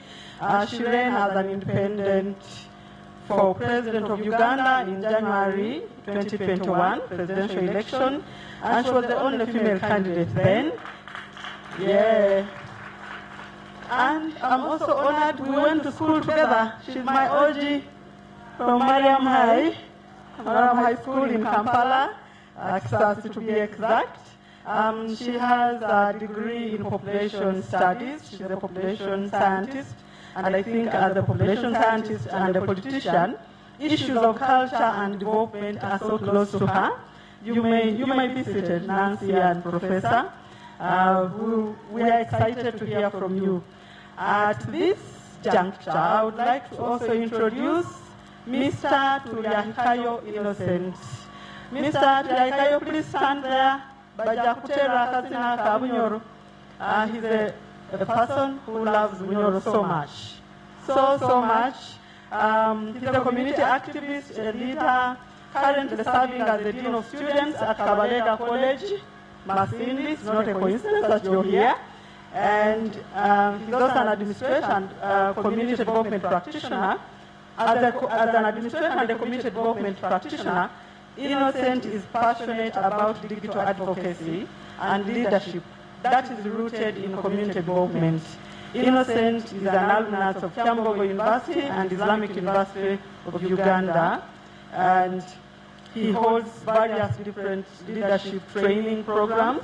He has carried out various leadership training programs. From 2017, he's been a lead administrator of Friends of Masindi, a WhatsApp accountability platform, which continues to have a bearing on service delivery in Masindi district.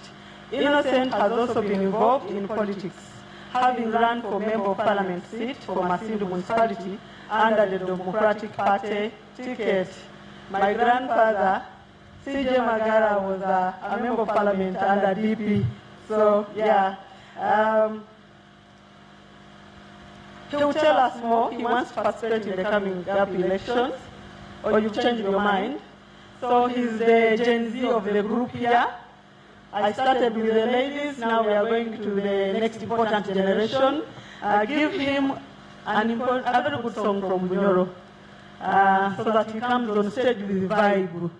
And please join him as he comes on stage. Stretch your muscle. DJ.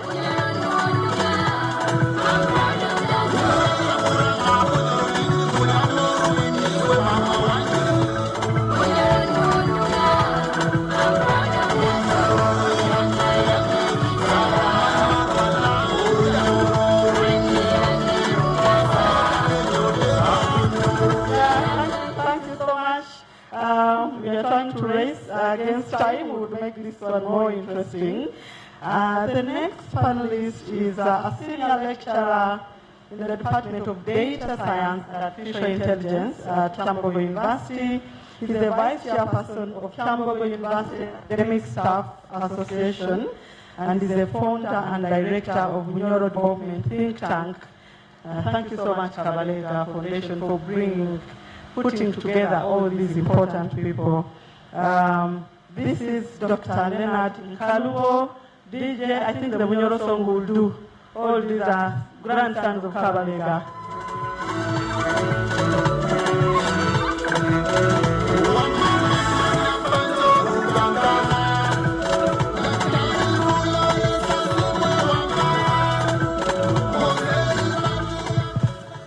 Yeah, thank you so much.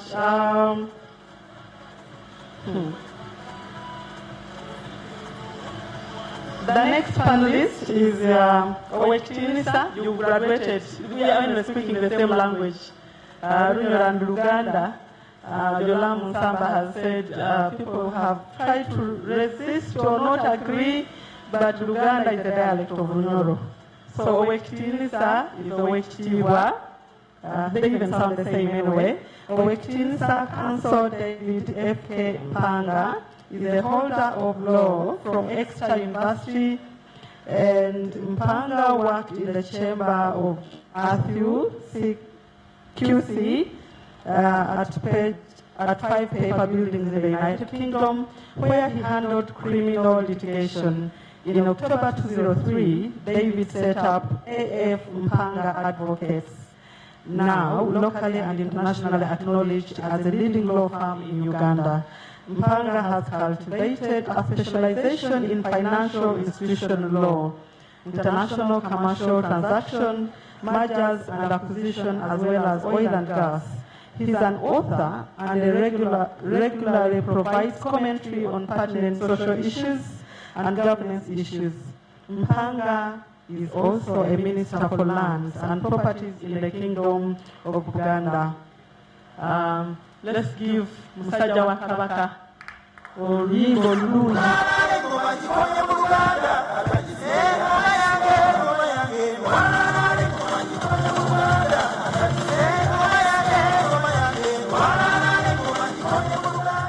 Thank you so much.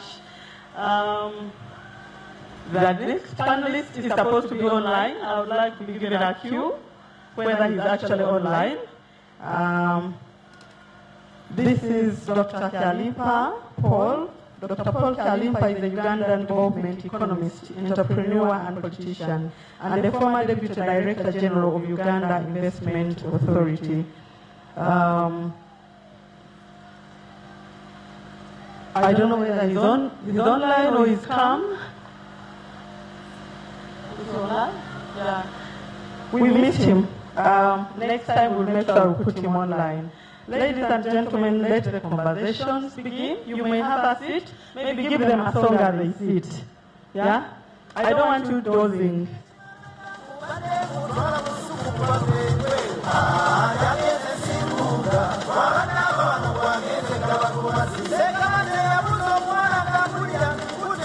I'll take another microphone here.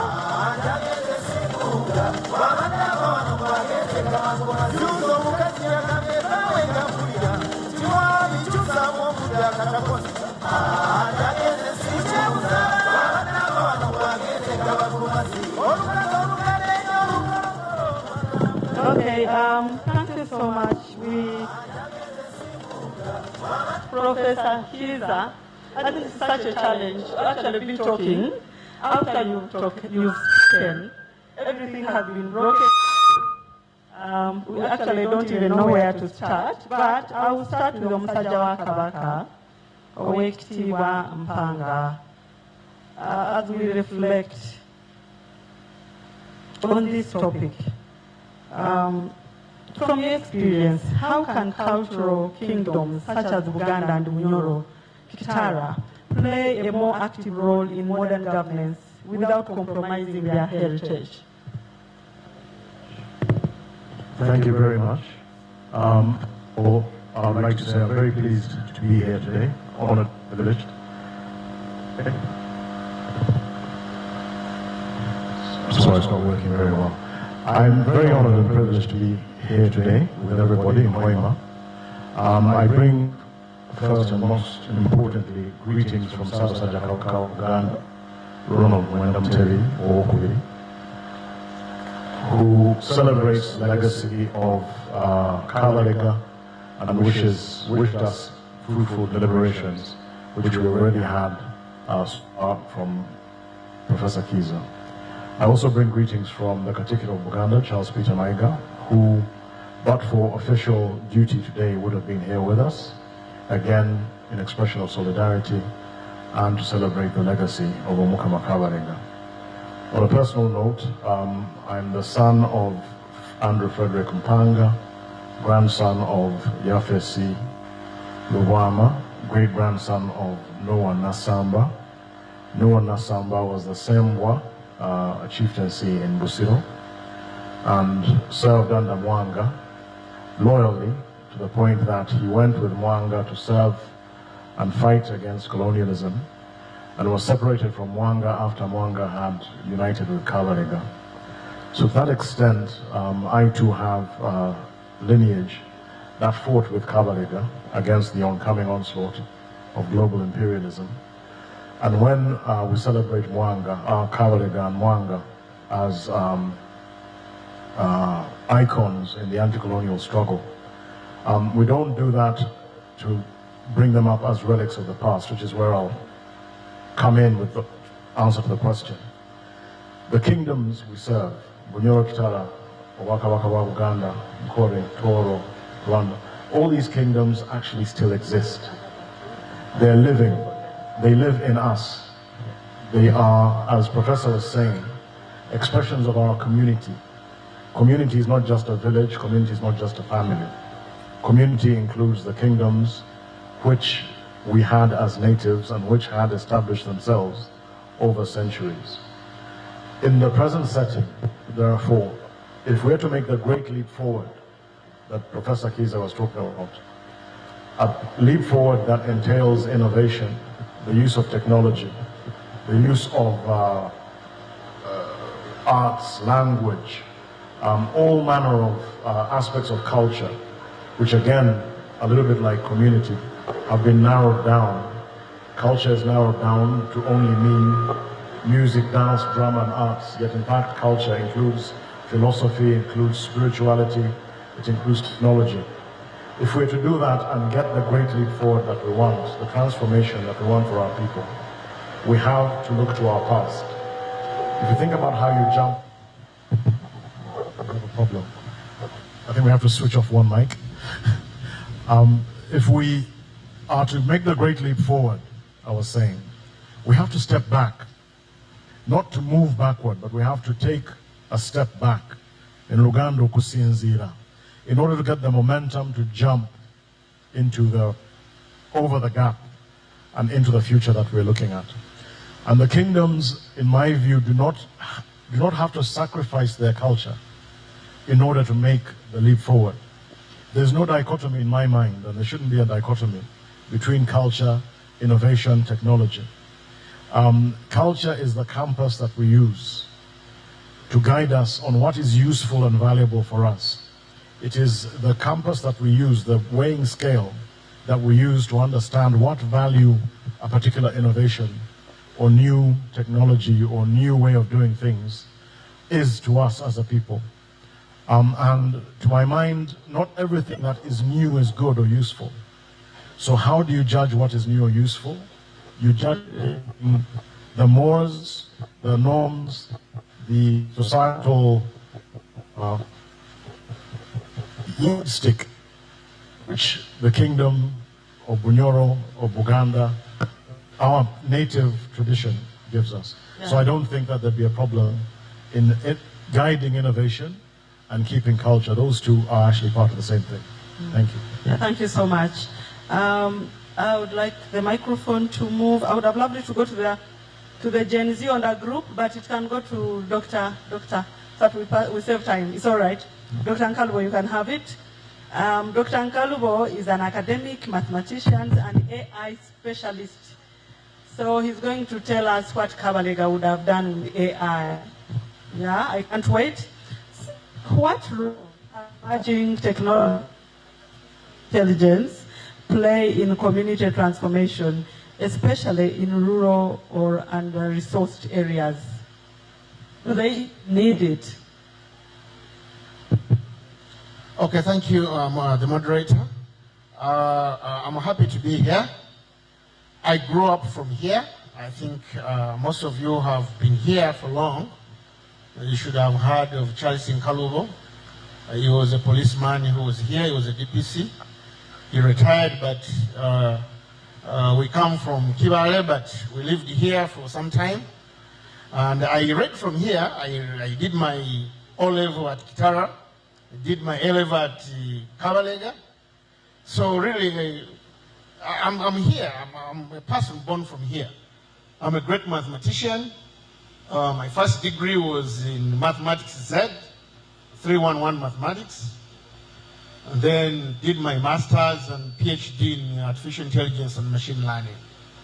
So now, really, coming here, it was, I've been following, I followed through what the professor was talking about. The professor is a great speaker, as we have engaged him in so many of our platforms. And for me to come here specifically for this lecture, my intention I was looking at ingredients or attributes of how we can put in technology, science and technology, into what actually can promote and bring culture, knowledge, and innovation together to transform the community. Now, when I look at the current trends in Bunyoro, mainly looking at Hoima city or Hoima district as, for example, you have like 4 or 5 trending things that are trending, things that are current, the top things that you can talk about. You have Bunyoro University, you have the oil and gas industry where you have the pipeline, they are talking about the refinery, you have the Hoima city, the city that is coming on, you have various things that are coming up to make sure that Bunyoro comes up as it is. But from all the things that I've spoken about today, I know we have bishops here, I saw the Vicar General is there. Prophet Daniel, if you read Daniel chapter 12, it says that towards the end, some of you believe there is no end, but I just wanted to bring it to you. He says that knowledge will increase. When they say knowledge will increase, they mean that towards these training days which are coming on, we are going to have a lot of increase in knowledge. Some of the things which we are doing in artificial intelligence, which if I told you now, you would say maybe the man is not even, maybe he is not a believer. But I want to encourage you and tell you, in the next 5 to 10 years from now, the way how things are being done now is not the way how they will be done. Things are going to change in banking, in farming, travel, in hotel management and reservation, teaching. Many things will change. So currently, as we move, I want to encourage you, members, students who are here, we saw there were some secondary students who are here. Please, as you grow, as you come to grow, get involved into technology. Bunyoro University curriculum is out, and actually the curriculum mainly is talking about earth sciences. In one of those, in the curriculum, we have data science, there is artificial intelligence there is engineering that is there, you have medicine, forestry, and others. They are promoting science. I want to encourage you today, if Kabalega was here, I've been reading the book by Isaac Kalembe, the very current book about Kabalega. He talks about the reforms which Kabalega brought about, which he brought towards when he was ruling his kingdom. He was a military general. Some of the aspects, if Kabalega was to be here, some of the best weapons he would use now are those weapons which we saw maybe like Israel fighting Iran. Most of you, all of you actually have smartphones. Can I tell you that I have software here? If I had wanted, I could read all your messages here. The Pegasus software. Yes, I'm telling you. If I really intended, if it was my intention to read all what you are chatting and what you are doing on your smartphone, I can do it. You see? But that's not what, my main point of telling you is that as we are moving now, things are going to change. You have heard of the robot wife, Elon Musk. I know religious people are here. As we are trending, I know most of you keep trapping your wives and spouses for whether they are cheating or not. As we are going, things, it's going to be an easy thing. We get your husband or wife, we get traits or aspects within your wife. Maybe there could be clips on the eyes, there could be gestures. Then we model those gestures, we simulate them, and we build a model, and then you put that model into an application and put it maybe on your home TV. So when your husband goes out, don't care about him.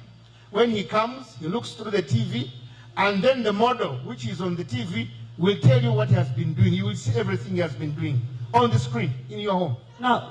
Yes. So, but anyway, to close. That's one question. Yes, please. Isn't AI now into this? No.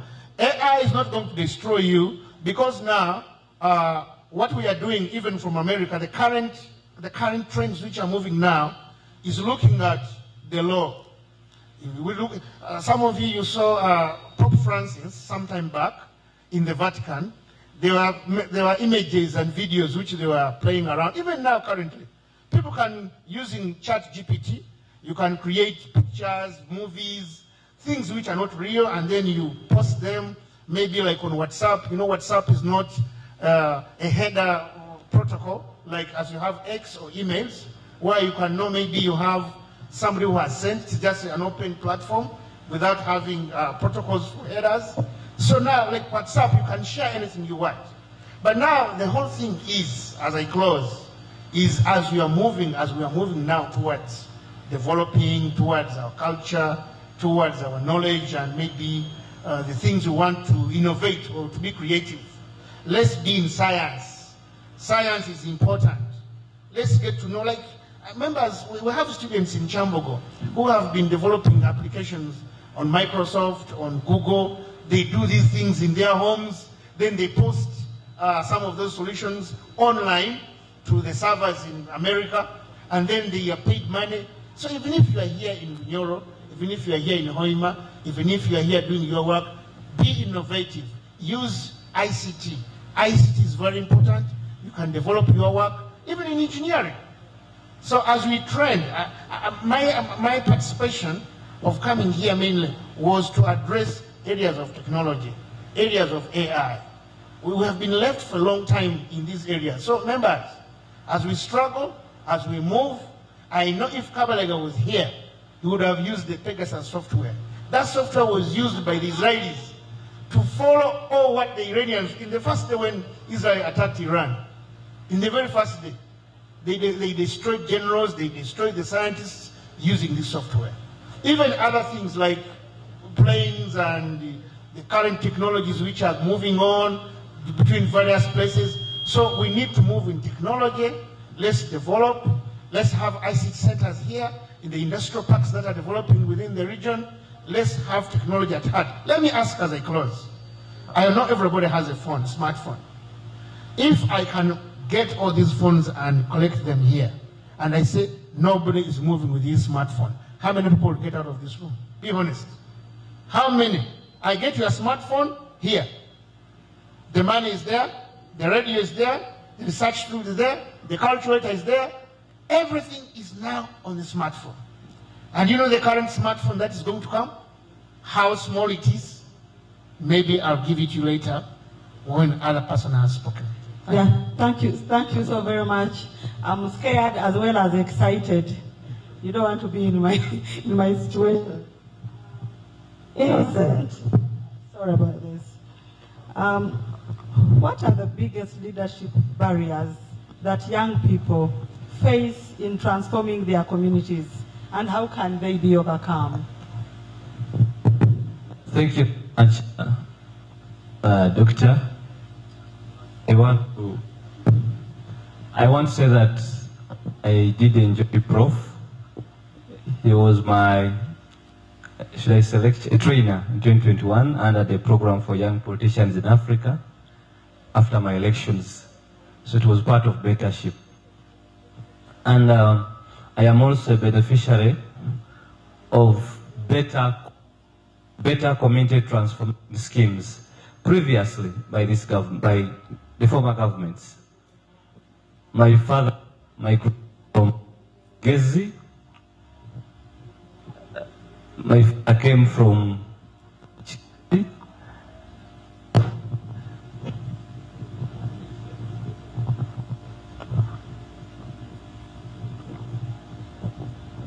So my father came from Chigezi, migrated here, but he came through a settlement scheme by government. That is in Bunyoro, that was Masindi. So my father was given an opportunity to have land. So when Prof was talking about how can animals have more land than humans, it was coming into my head. So my father was given an opportunity to own land, to cultivate, and before. But also he was not alone. They were collecting different young people at that time. So unfortunately, he died early. And I can proudly say that I have associated here. I am now a Bunyoro. I don't even think about home, because I even don't know what's there.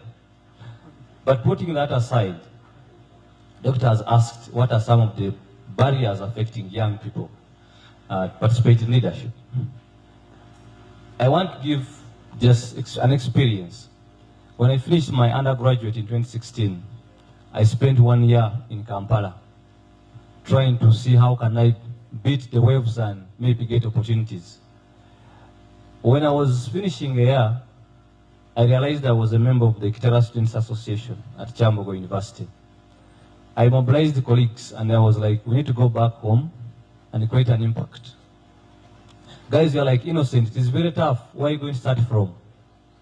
So we formed an umbrella of ex-Kitara students because we could no longer fit into the Kitara students. So we went back home, started doing community work. Go to schools, do this, do the other. So that gave us an opportunity of being exposed to duty bearers, stakeholders. People started knowing our potentials, our capacities. So a group of 10, we remained 4. After 2 years, 2 of my colleagues were getting jobs locally in a better institution. We remained 2. When that road was ongoing, the KK road, my colleague got an opportunity in that company, the CCC. How? Because of exposure. So I remained alone. I kept on taking on these works in communities. And these guys would support me. They would say, like, we shall pay rent. Now for us, we have been able to get these opportunities. And they would support me in capacity, to support me in strengthening my skills in terms of writing, reporting. And that's how I said I have to enroll for my master's at IUIU.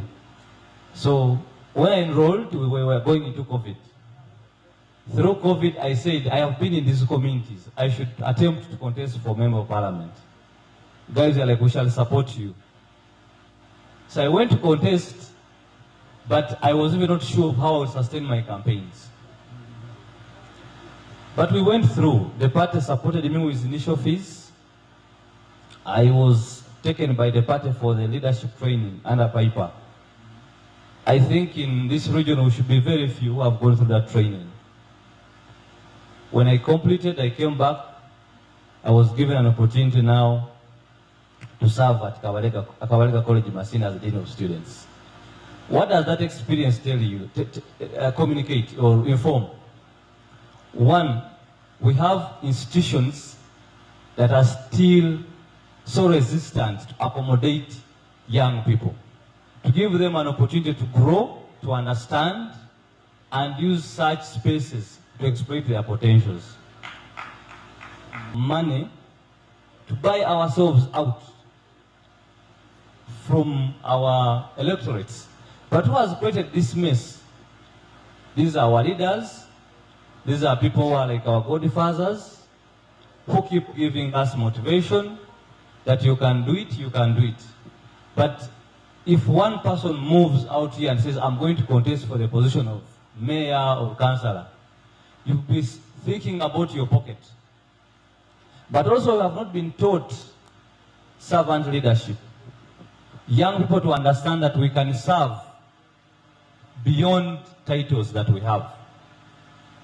But also, going forward, we have seen this dominance of people that now, it is, Prof was talking about the patriarchal system, where a young person, if he comes out to say, I want to contest for something, they start looking at him as being young. They start looking at him, what kind of, your status. When I was going to contest for MP, the priest called me and said, Innocent, you haven't married. I was very, very bold to ask the priest, in the nomination forms, there is no clause that says, present your wife. Yes. And the priest was like, okay, I've given you blessings. So there are norms that have really caught us backward. Now, CAS is one of our founders, one of our donors here. I come from a center-right party. Political parties and other institutions should be at the center of training, deploying, but also recruiting young people. When you train, where do you deploy them? Should we only wait for them to contest? No. But also, what do we teach? Today, I want to use an example of the Democratic Party. It has one of the biggest numbers of politicians who have gone to serve different political parties, irrespective of what they are doing. But the question is, what are we trained for? Yes. What do we stand for? So systematically, we have been excluded as young people. Resources are not there. Today, young people are surviving. And if we don't address that thing, surviving, look at who is managing campaigns, who is speaking loudspeakers, who are those people putting on T-shirts for politicians. Yeah, I really feel you. In one of the films Innocent, called Fair Play, I was dealing with that subject. What is the role of the youth in politics? We will pick up from there. Thank you. About retrogressive norms. I would like to move to Madam President. Madam, wish you all the best of luck. I don't know what happened this time. You will tell us why you're not on the ballot. All my OGs were gearing up collectively. As in Africa today, in Uganda, in Africa generally, there is an increasing number of women who want to participate in politics or the political spaces. What do you think they can borrow from traditional values as they opt for these positions of power? Good evening, ladies and gentlemen. I would like to mention something about my heritage.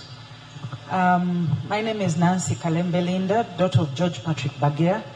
I'm the daughter of the Most High God, and I do believe in God, and I love my culture. I'm a daughter of Busoga. As I mentioned, George Patrick Bagea, the late, was my father. and I'm a granddaughter of Bunyoro. This is my first time to come to Bunyoro-Kitara Kingdom. And as I was traveling last night, I felt like this was a monumental journey for me. It felt like if there was an entity who was writing the story of the man who left Bunyoro, came to Busoga, and now a daughter was coming back home many generations later, I felt like it was a big spiritual moment for me. So I thank you for having me here. I'm very, very honored to be here. She asked a question why I wasn't on the ballot paper this time. As you've already heard and known about what's going on with our electoral commission, unfortunately, corruption, without people seeing the bigger picture, can affect people's destinies, nations' destinies, and affect our continent and our planet. Because many people are very myopic and they think about what is going to happen for me today.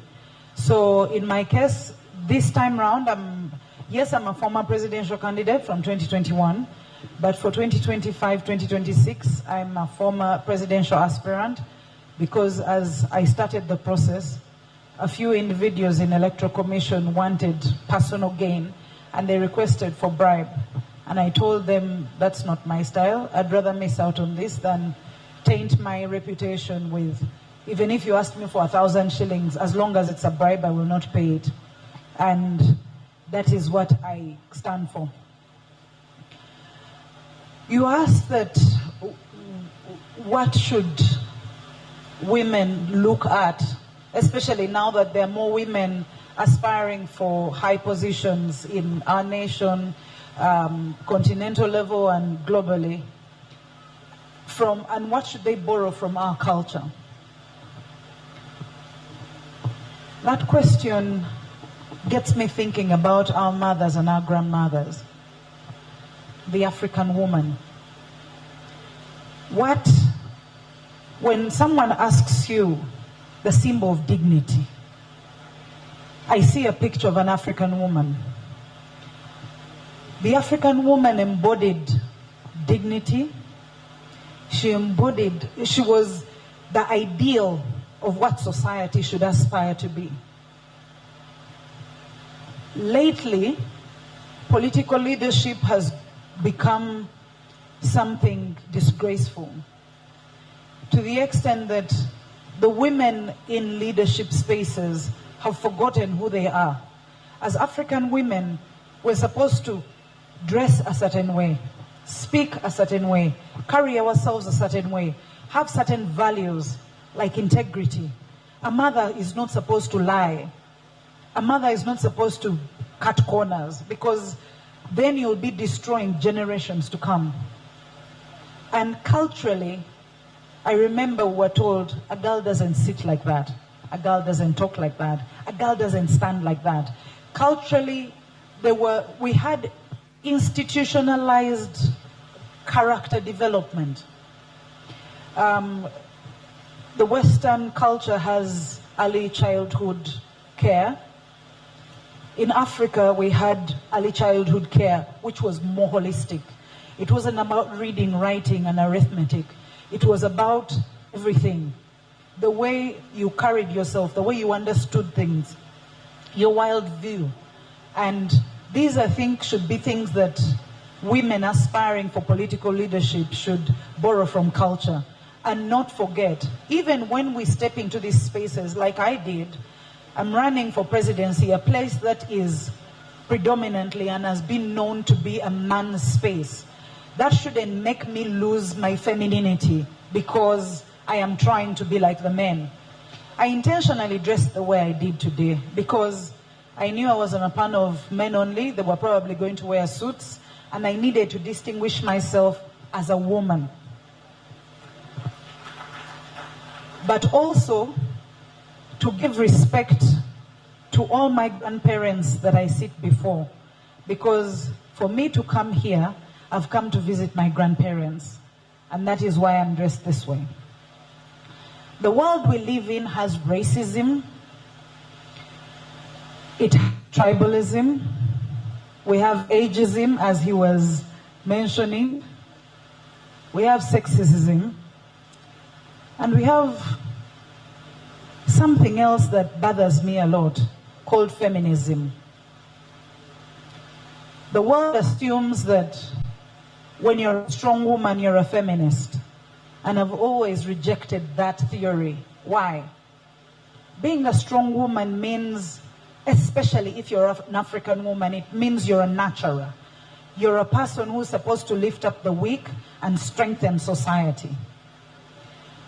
And why we should borrow the way our grandmothers and mothers behaved in African culture. Mothers raised both boys and girls and strengthened both children. The feminism that the women today have embraced, especially those who are going into leadership, I would give this example. If you have children in your home, and you take on maybe street children who are starving and malnourished, does that mean you start starving the children you had in the home so that the children that you brought from outside start looking better? No, you feed both of them. Yes, certain aspects of our cultures ignored the girl child and built what Professor called the alpha male. But as we lift up the dignity of women, we must remember balance, because our African cultures had balance. And while we are lifting up the girl child, we should be very careful not to destroy, not to be myopic, so that we can only lift up the girl child and say, this one is strong. But we should not be myopic and destroy the future generations, because a world without strong men is a world that is heading for disaster. And I would like to mention that only in Africa do women of the ages worked very hard to cover both their male children and female children.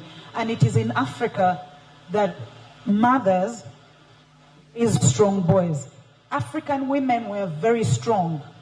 And the evidence we have for that is we are the only people on earth who raised very strong men. African men are very strong lions, and they were raised, birthed, and nurtured at African mothers' laps. Thank you very much. Yeah, thank you so very much, Madam President. Yes, for me I will call you that because that's my wish for you. Owek Sampanga. Professor said Africa, when he was showing up those interesting maps, some of them actually annoy you, that's where we are, that we are stopping at potential. For you, what does community transformation mean, and who should lead that community transformation? Yeah. Community transformation means, if we think about a tide that lifts all boats, it means moving our society and everybody in, just some, but everybody in it. We are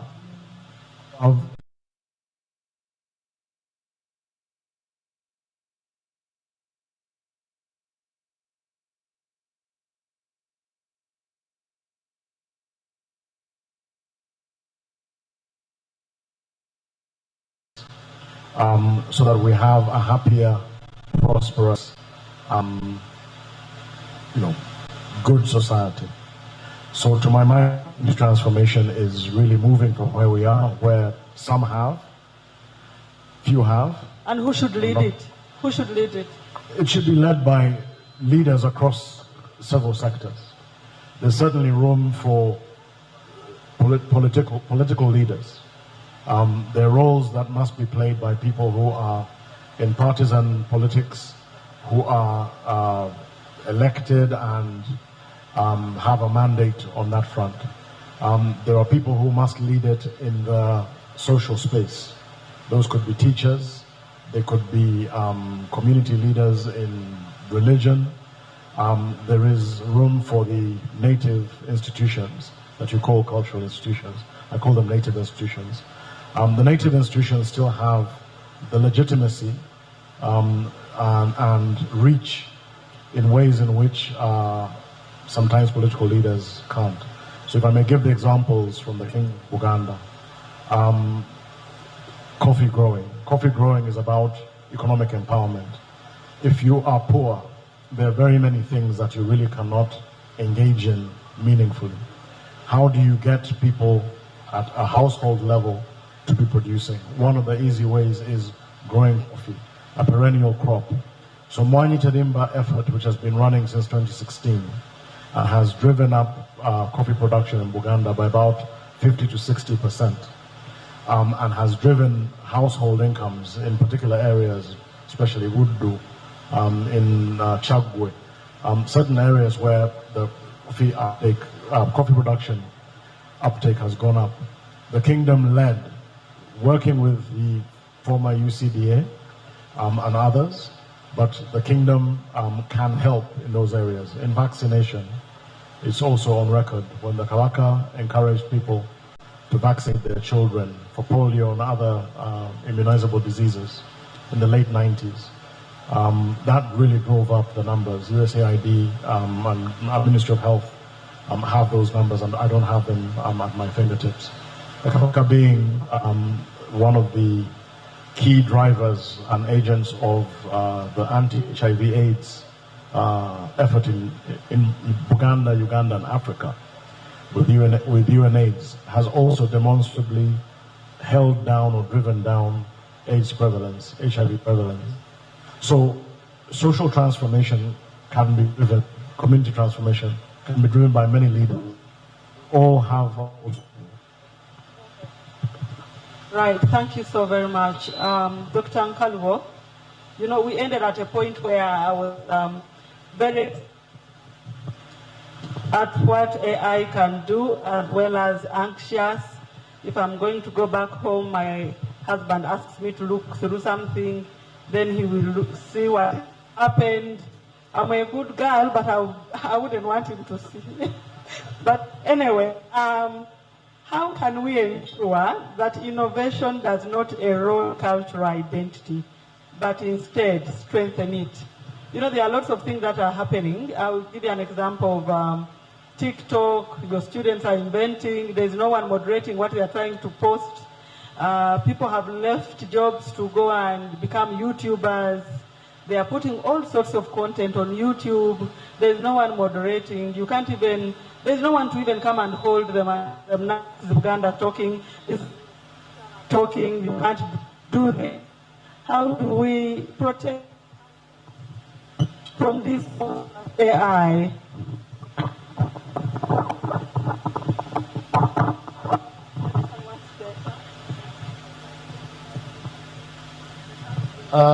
The question is very clear that AI is coming on.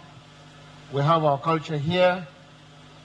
The way how she's dressed, she told you already. She came to see her grandparents. I'm one of them, but you can see.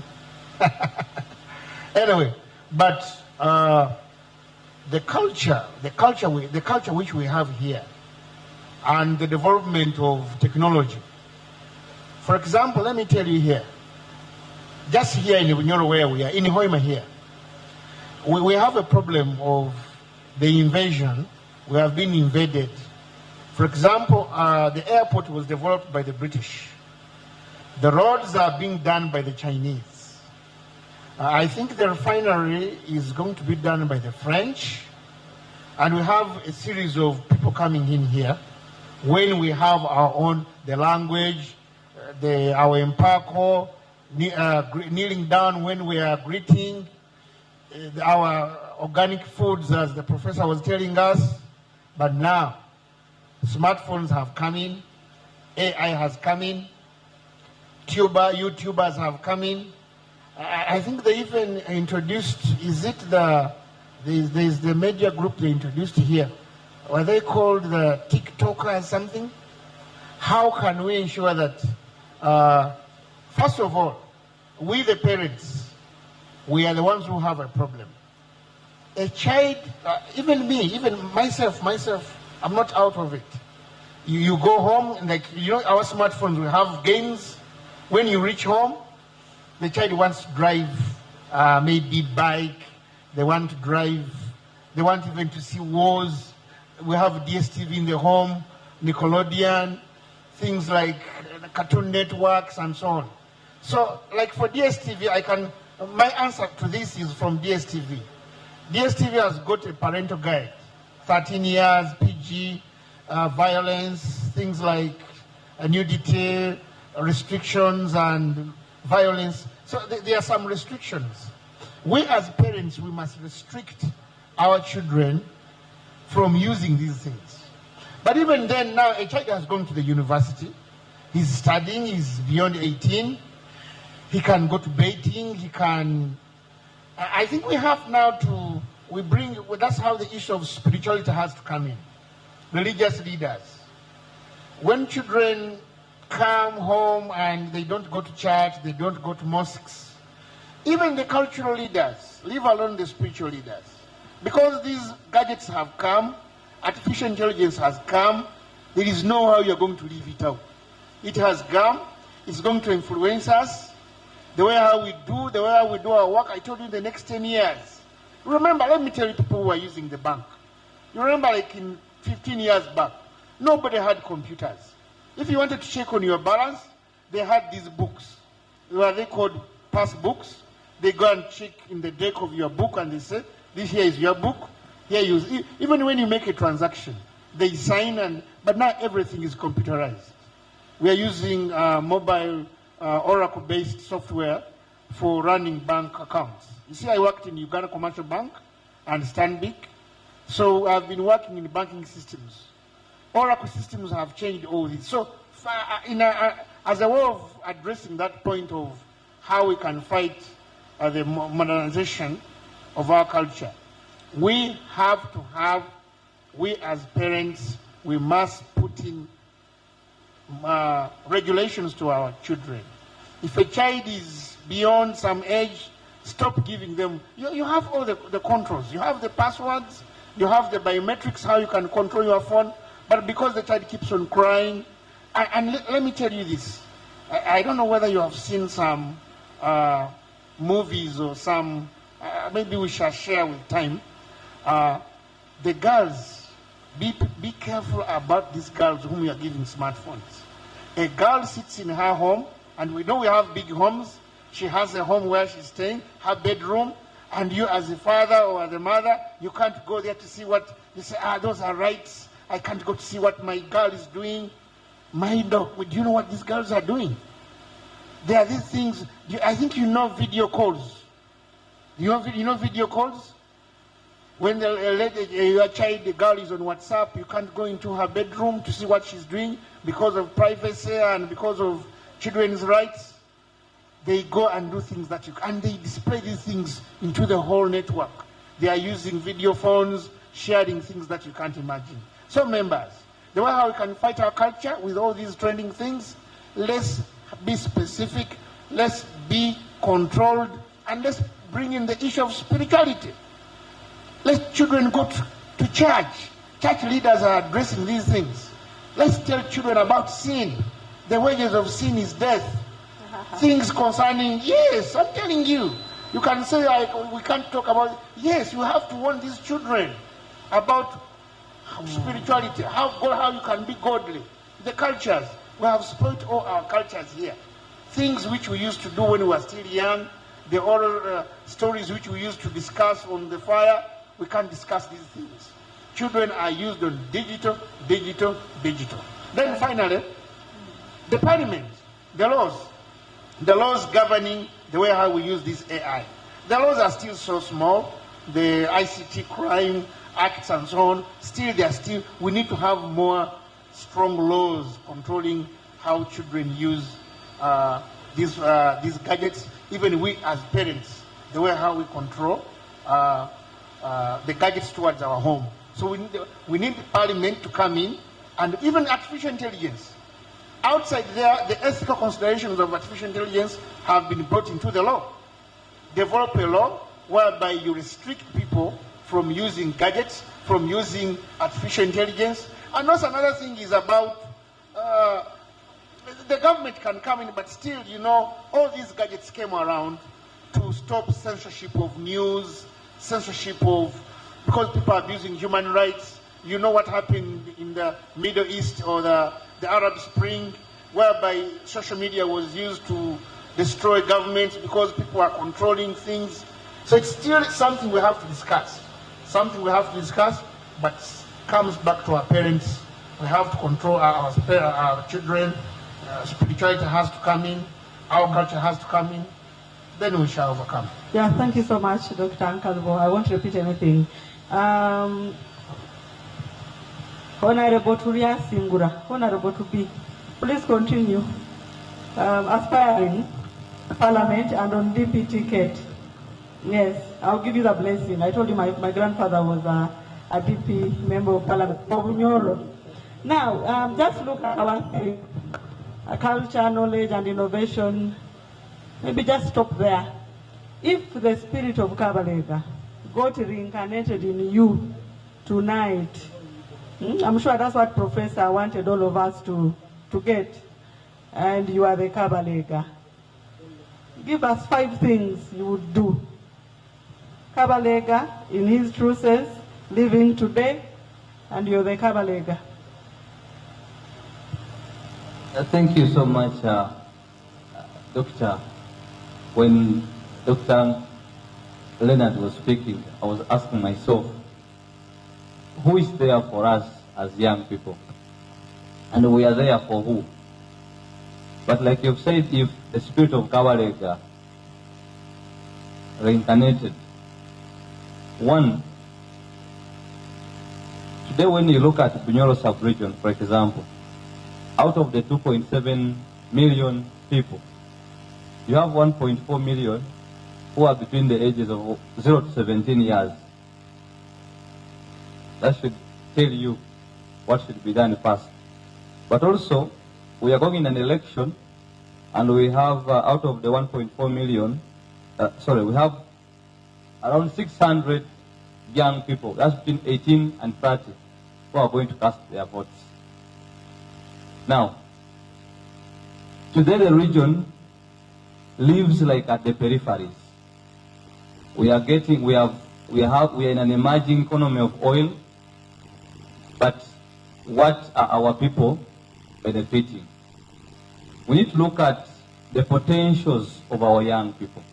How do we improve them? How do we position them? When we look at hotels coming up in the region, roads, when you look at the tons of equipment coming in this sub-region, the question would be, where are our young people? Are we spectators? Are we onlookers? Are we commentators? That's what should be coming into our heads. Today we have a lot of young people innovating, using digital technology to communicate. But where is the innovation? Where are the innovations that communicate our heritage, our culture? Tuko pamoja creates life, brings our culture out, brings our tradition. Prof talked about Kitara. When we was talking about Kitara, I looked at a Facebook. And Kitara where young people can interact, communicate, but rooted in our local language here. And we support innovations that young people from this sub-region can undertake. Kabalega Foundation is an example. We need to leave it. It has embraced tech, everything is being done in a technological way, but bring out the life. So, our elders in the kingdom, when you look at our elders from the kingdom who speak at our local functions, I am sorry to say, if there is a kingdom official here, some of them look a little bit miserable. How will you inspire other young people who would be interested in taking over the heritage, the culture? Prof was talking about the misusing of religion. I think we also need to rebrand our tradition. Our local leaders should look like people who are growing, who are going forward. If a local chief stands to speak, we should not look at him in a torn shoe. Let him be inspiring. And I think the kingdom should work on the welfare of these local chiefs because they are a continuity. So that even our young people are able to live through this lens. Then the other thing is, who is mentoring young people? We have talked about Kabalega being an icon of resistance, resisting foreign domination, an industrious man, an institution creator. For us as a sub-region, what is creating us? What is supporting us?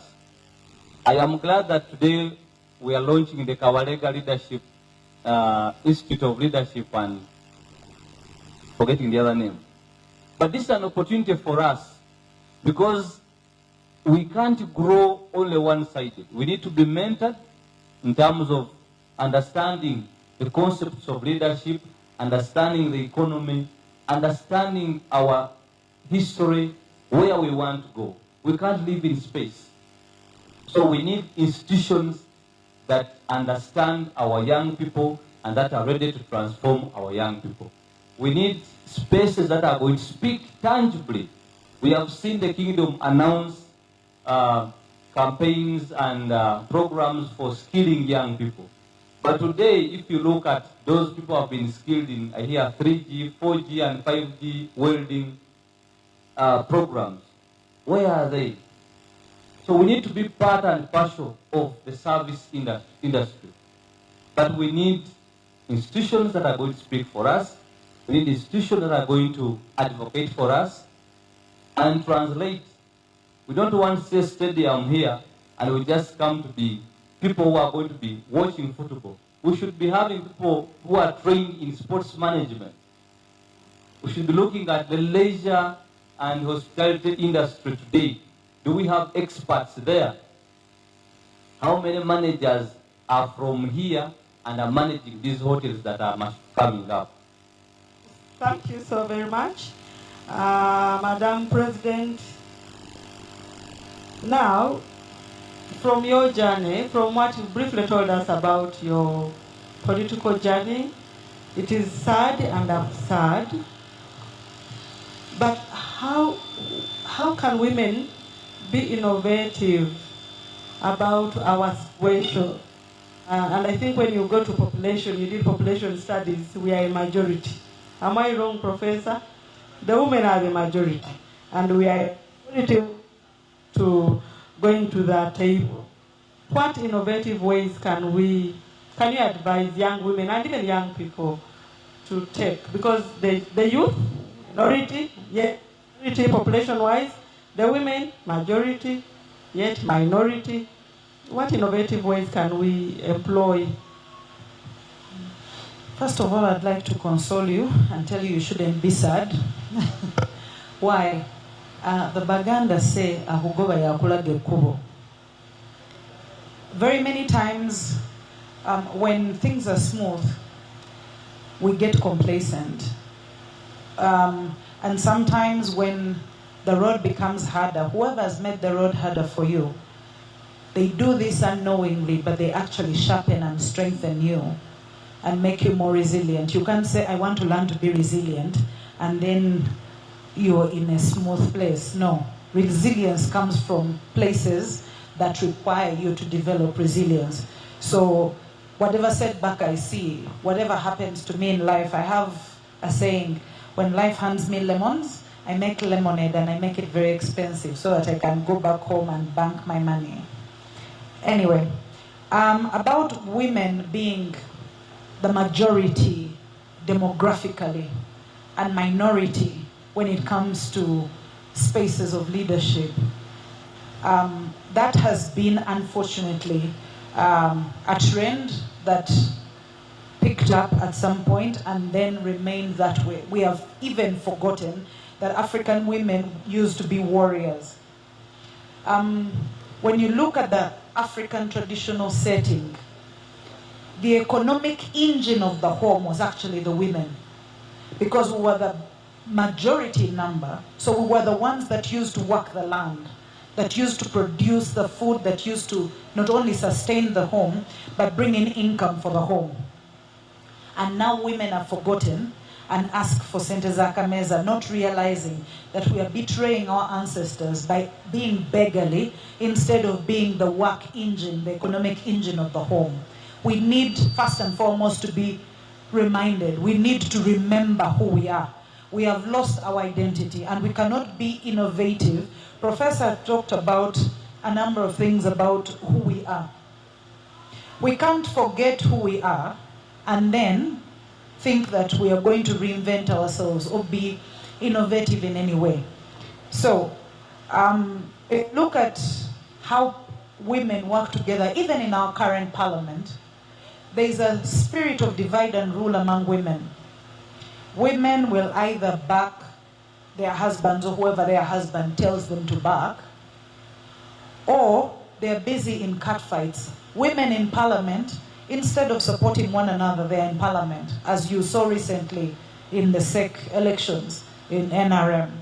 It was a very unfortunate and absurd image. I was thinking I was watching a horror movie because we saw women tearing each other up instead of building and supporting one another. The innovation for women right now, before we even get to the technological advancement of how we can use the technology around us to put us out there, women tend to be shy, and I tell people all the time that I'm very shy, by the way, and they don't believe it just because I'm up here. And one of the things that I like to look at when I'm looking at Uganda's leadership, it is not coincidence that particular daughters or grandchildren of Bunyoro have been at the helm of leadership in this country. When we talk about Dr. Speciosa Wandera Kazibwe, she's a granddaughter. Honorable Kadaga, she's a granddaughter. The first female young lady to run for presidency, Charlia, was a granddaughter of Bunyoro, and so am I.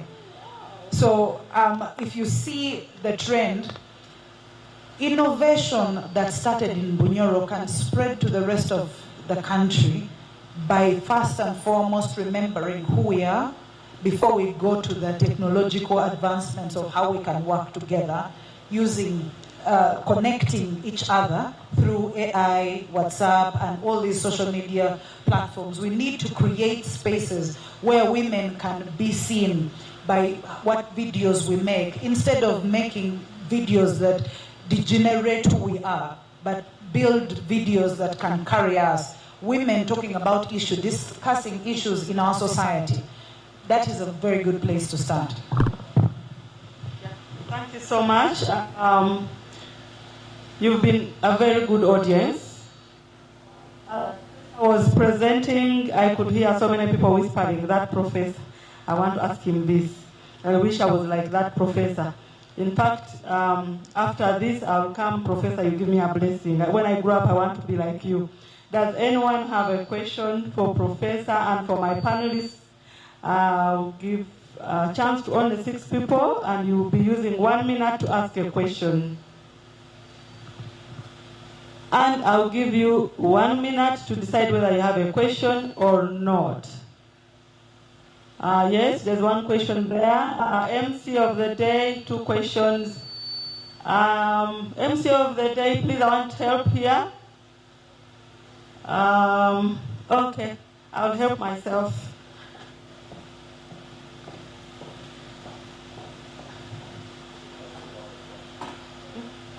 It's okay.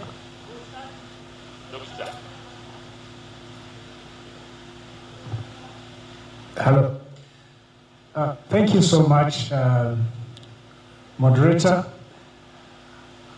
My apologies that I missed a great part of Professor's keynote address. I was on a Zoom meeting with doctoral students, but I have captured some of the discussions that have come through some of the panelists.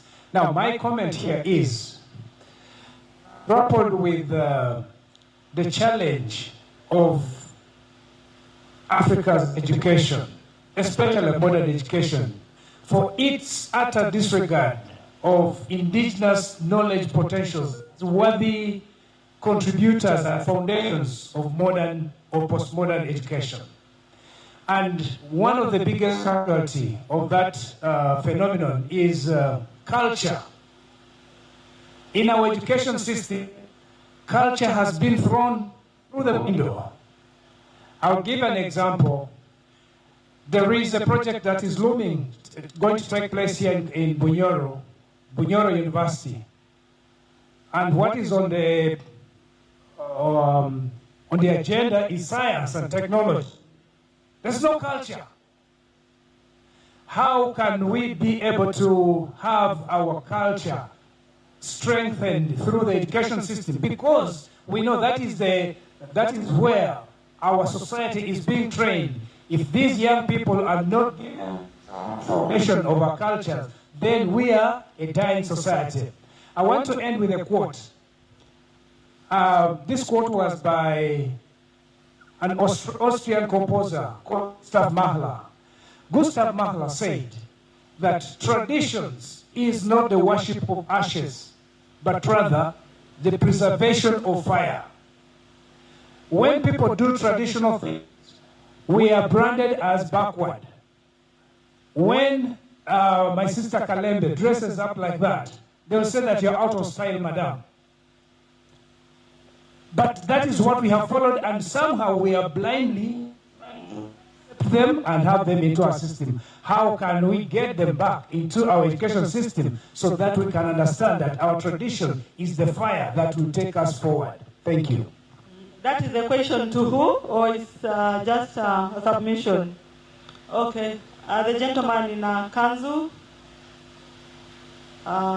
please put up your, okay, they are here. Could a lady also ask a question? Don't embarrass me and Kalembe. Huh? Yeah, thank you. Good evening to you once again. I'm called Soro Andrew. Ombito Soro Andrew Chonya. Mine is not a question. I want to supplement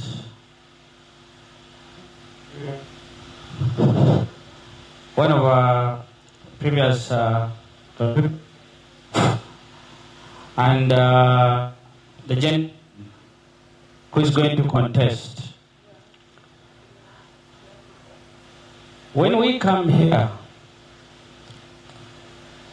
to meet about our culture and whatever we're deliberating upon, the focus mainly how we can leverage whatever we are, whatever is going on, to improve who we are, based on our culture. But I would like to submit and say that the bottom line of whatever is going on is in a loss of identity or stolen culture that we're grown with. When someone has capacity to come, replace a name, your name, starting with name. The foundation of all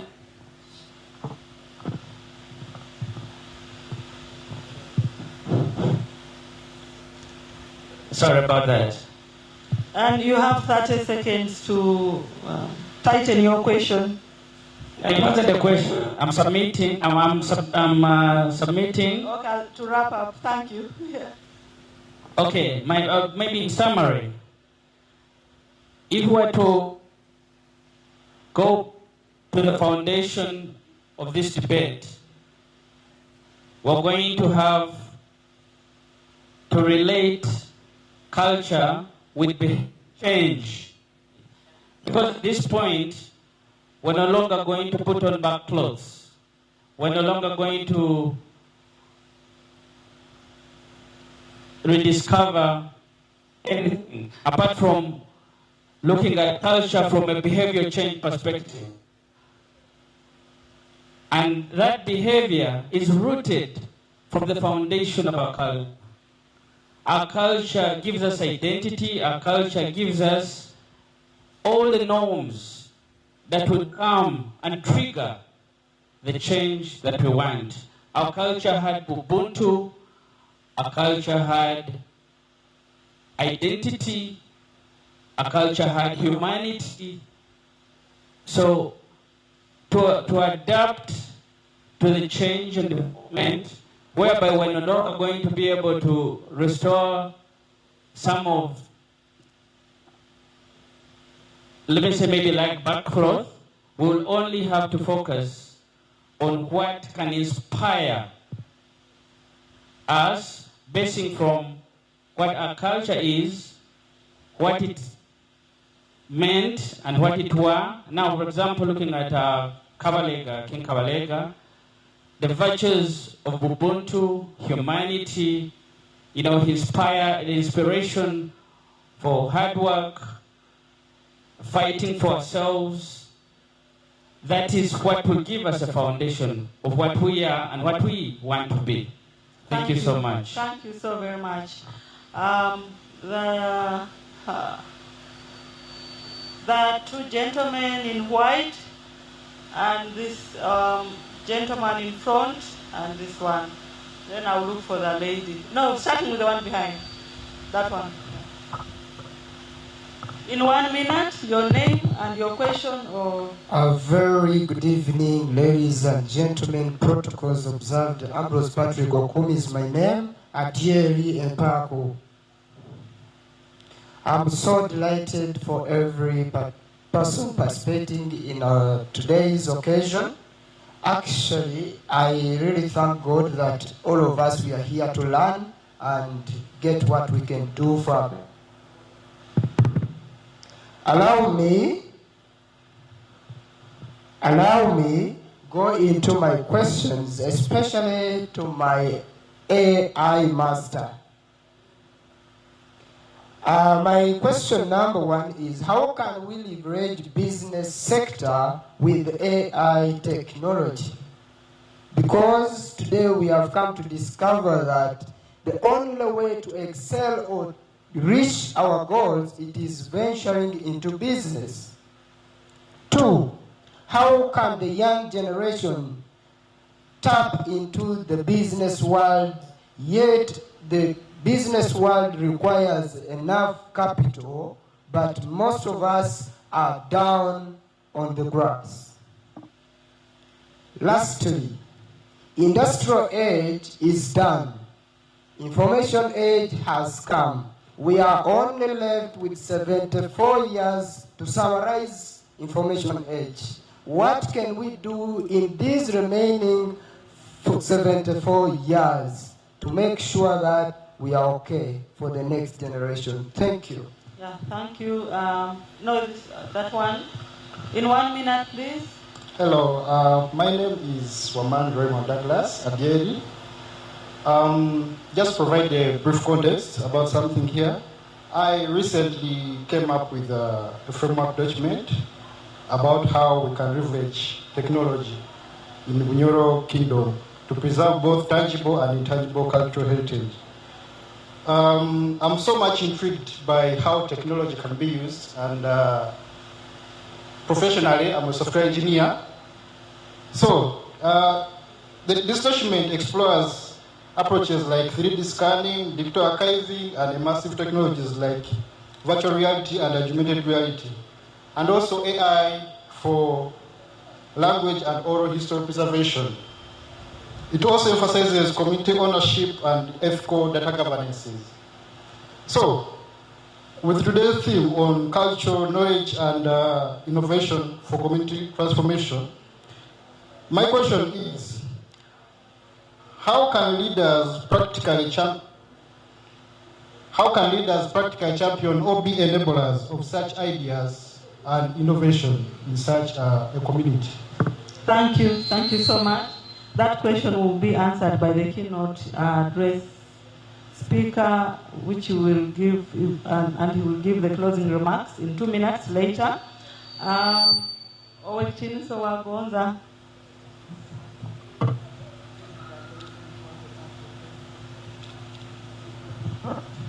Thank you so much, Dr. Chair and panelists. I'm Robert Wagonza, representing Bank of Uganda, and Bank of Uganda is one of the sponsors of this very important engagement. We supported with 10 million. Chair, I am raising on the issue of money, in line with our theme, which is culture, knowledge, and innovation. And at Bank of Uganda, our mission is very clear: to promote price stability and a sound financial system in support of socio-economic transformation in Uganda. And I'm glad that the speakers have been emphasizing the issue of transformation, because that is very key. But at Bank of Uganda, we've observed that the cost of printing money has become so high, probably because of the different cultural practices. That when someone gets money, because you want to hide it, you squeeze it as much as you can, and the lifespan of this money is reduced. For the ladies, and apologies, but we've observed that some ladies still keep the money in the bras, and with the sweat and everything, the lifespan of this money is affected. Chair, we still have practices of people digging holes and bury the money there, because we are keeping the money there to keep it safe, away from the thieves, and the lifespan of this money is affected. And we spend a lot of money actually to print money, because money is not printed here in Uganda. Madam Chair, at the Bank of Uganda, this affects what we do, more especially when we are in the era of promoting financial inclusion to increase access and usage of financial services. We now, with technology, which Dr. Nkalubo was talking about, and having had the National Payment Systems Act of 2020, we are promoting digital payments or electronic payments. But the cultural practices of within the community are barriers in this. In this day and age, someone will tell you, no, you don't have to be on mobile money. We have people who are still not on mobile money. And Bank of Uganda actually is the regulator for all mobile money service providers, including MTN and Airtel now. And that limits financial inclusion. We have got the issue of spouses, and you talked about ladies, because we have the Financial Consumer Protection Guidelines of 2011, and the women, the wives, are forced to sign on loan agreements for their husbands to access loans. And these women don't know what they are signing for. That is a cultural practice vis-a-vis innovation, whereby we have a digital key facts document that actually our people can read. So my question to Dr. Nkalubo is, how can the community come in to support the various innovations within the financial ecosystem, so that ultimately we have an increase in financial inclusion in the Bunyoro-Kitara diocese? Thank you so much. Robert Wagonza, Bank of Uganda. Thank you so much. Just pass the microphone to your neighbor in 1 minute. Thank you, Chair. Amabara gange wamani, dona bia kutaga, akiki, uhangali abachwezi. I'm the NRM flag bearer, Member of Parliament, Hoima City East Division. Mine is a supplement and a question at the same time. I just want to add to what Nancy and Innocent said about politics, because I'm going to talk politics because I'm a politician. The role of politics, the very first president of this country, post-independence, was a king, Kabaka Mutesa. Owek, David Mpanga, ably representing him. Owek, Kabaka Mutesa was the first king. We have reached an era now where we try to separate cultural institutions from political leadership, which is absurd considering our history. Now, you find kingdoms have to separate themselves from leadership. Omukama Kabalega was arguably the greatest cultural leader on this continent, in my eyes at least. And we as Bunyoro, sadly, we don't appreciate and we're not as proud of that. So for me, mine is we need kingdoms involved in leadership. I have a personal experience. My biological uncle happens to be the prime minister of the kingdom, and we have to separate ourselves, our relationship. When I go to campaign and is an event, I have to be as far away. So the kingdom is not accused of being part of politics. And yet, the kingdom has got to offer leadership. The last bit is on AI, and maybe before I get to that, just innocent, also going to young leaders. I feel for you, 5 years ago when I contested the first time, I didn't win. I came second in the NRM primaries. But the question I always got, Oli mwana muto, toka ikile kueleza kuebembe na Bunyoro, you know, that kind of thing. And yet we have come of age. The president and his generation, when they went to the bush, they were younger than we were.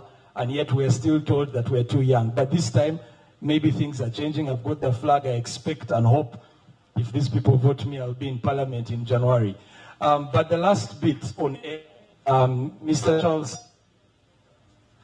Dr. Leonard, you spoke about AI. For us politicians, that's our biggest fear. You speak about Pegasus, you spoke about Iran and Israel, and we've seen deepfake, what they call deepfake now. You can fake audios and you claim that Jonah here will overthrow the government, and yet the man is being fought by innocent who wants his chair. So how do we navigate the era of AI with politics? Because some of us, our lives will be on the line if you're caught off guard. Thank you. Yeah. Thank you so much. 1 minute to the lady. Only one. Discuss amongst yourselves to see which one will ask a question. Okay. Thank you very much, lecturer, moderator, and the panel. Mine goes to Professor Julius. Kabalega fought to protect his kingdom's independence. What vision was he pursuing, and what lessons can Ugandans draw from it? And how can that vision guide Uganda's current and future leadership? My name's Naumati Kellen from Masava land, currently staying in Hoima. Have they given you Mpako? Mpako? Yes, I'm Akiki. Okay. Thank you, Akiki. Thank you. You've been such a good audience. Sorry to the beauty queens. Yeah, sorry. Next time, you'll be the first. Now we will have Professor AI Nkalubo answer in a minute, and the rest of the questions will be wrapped up by the keynote.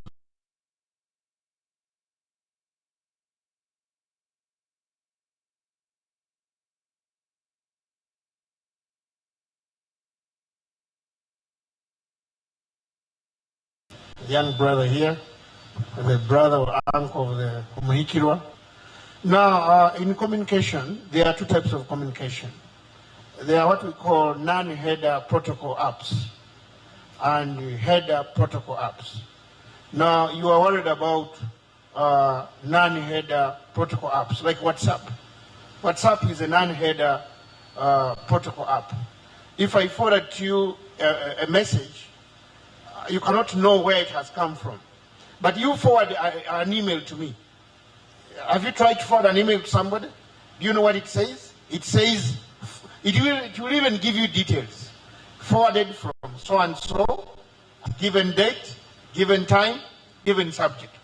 So don't worry about all the things that they are working, maybe using ChatGPT and changing images and messages. The problem comes on what channel has the message, video, text, picture where it has been shared on. If it is WhatsApp, just forget it, because if somebody is taking you to court, you see, you know the law, our law. Huh? The one who accuses must prove. It's here. The lawyer is here. The onus is on you to prove that if you want to accuse somebody, you must have present evidence. But if it is an X protocol, it is a header protocol, app. If you share some message on X about somebody, you will go to jail because information is there. If you shared an email somewhere and it is a bad message, you will be put in bars. But if it is a non-header application like WhatsApp, when you send, I can share a message now on WhatsApp, on a network. This one shares with another person. Currently, the current research on non-header protocol apps is still going on, like verifying a message. We have advanced, I don't want to go into details, but we have digital signatures on digital certificates, which can verify and authenticate and make checksums of messages from the sender up to the receiver. But I don't want to go into those details. Currently, as we are moving on the research on verifying whether a message or a picture or movie is invalid or it is a fake app or news is still going on. But we can verify using other protocols, specific protocols. If you brought up as an expert kind of project, we can verify, but generally, it's not within the user domain. It's not possible to verify currently, but research is going on. Something will be done on that. I wanted also to answer two things about the Bank of Uganda chief of laity for the Kitara diocese, and the other gentleman who talked about how can you use AI in business. Oh, my God. You can use AI, for example, to identify the soil patterns. You have apps for that. You can use AI for finding diseases on cassava, on potatoes. You can use AI on security systems to survey your car, your house. You can use AI. All these are models, computer vision. You can even use NLP, natural language processing, to convert either Chinese language, or if you have like an investor who is here, you can write protocols which can convert maybe Bunyoro into another language and you use it for tourism. There are so many apps for AI. And we can use AI to develop or control our community. As I was telling you, you can develop apps, you can develop protocols and apps in payroll systems, billing systems, library systems, reservation systems. All these are developed now. You can have them developed in AI. So we still have a base trade or economy in AI. I would like to see that document. There's a gentleman who said he has a document. Please, before we leave, share with me that document. You said you're a software engineer. If you're doing software engineering, that is even better. Because software engineering is a big team. You're looking at a very big project. You're developing security, user interface, data validation schemes, backup systems. You're developing a lot of graphic user. There are so many things. So I would like to look into that document, maybe advise you or put it across various aspects even within the stakeholders in Bunyoro. And maybe finally, the kingdom. I don't know who's representing the kingdom. Even the professor had issues here about putting things to the kingdom. I think the kingdom should come up. Earlier on we had, to go for, the Muhikiro had a plan. He was calling it a Bunyoro-Kitara database, human resource database system, whereby we actually wrote some aspects of it to ensure that every Bunyoro, every person within the kingdom, we can know you people, your qualifications from PhD, masters, bachelor's, diploma. We know where you are, what you do, your aspects, so that we can even put it on an app. If I want to employ somebody within my farm or within a district service commission, we don't have to move around and go to various districts. We can just use our database to follow up all those things. So it's a very big, broad picture, but AI is really can help us to move in so many aspects and develop our community. Thank you. Okay. Just pass it over to Professor. Professor, in a minute and a half. Thank you very much. I really want to thank the moderator and the panelists, and I want to thank all of you. I know people are tired, some are hungry. We have a few underage children who should be in the home. Talk of Ubuntu. Now, I think you'll allow me to respond to only one question, and that is the question from Kellen, an ambassador from Basava land. Our question is, what was the vision of Kabalega? Kabalega's vision was macro. If I were to summarize it in one sentence, Kabalega's vision was one of a united people with comprehensive security, living in harmony, with interests of food catered for and guaranteed, with interests of military security, using weaponry which is manufactured locally. If it must be imported, we do reverse engineering and make sure we produce it locally. The whole idea was to provide comprehensive security for Kabalega's people. And so in terms of informing today's leadership, we are saying, how about pursuing this great vision, the grand vision of Kabalega, a united people, not divided along petty lines, ethnicity, religion, sex, because even women were being empowered. People of all cultural origins would come to the high table, provided they demonstrated capabilities. How about adopting a vision of comprehensive security? We don't have a food store. I'm not aware of any for this country. 46 million people waiting for holy fire to meet our food security needs. I'm not aware of any depots of fuel that we depend upon. So the Kabalega was ahead of his times. We need to learn from Kabalega. The idea of encouraging innovation, cesarean sections, many people controlling power would rather go and seek healthcare overseas using our money. How about strengthening our systems so that you treat every citizen in your country? How about building manufacturing capabilities for textiles, for iron ore? How about encouraging our own innovations, our own pharmaceuticals? If we did that, we would attain genuine independence, Kabalega style. Thank you very much for... Thank you so very much.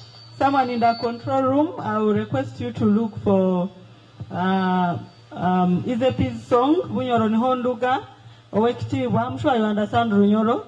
The lyrics in the song is that Bunyoro is where I come from. Nancy does not need a name. Bunyoro is where I come from. I'm proud of my nation. Bunyoro. I will request all of you to stand up. You will shake a little bit as that song plays, and you clap for my panelists as they go back down, and clap for yourselves for being such a good audience. Yeah, thank you so very much. Thank you so very much, Kabalega Foundation, and all the sponsors of this event.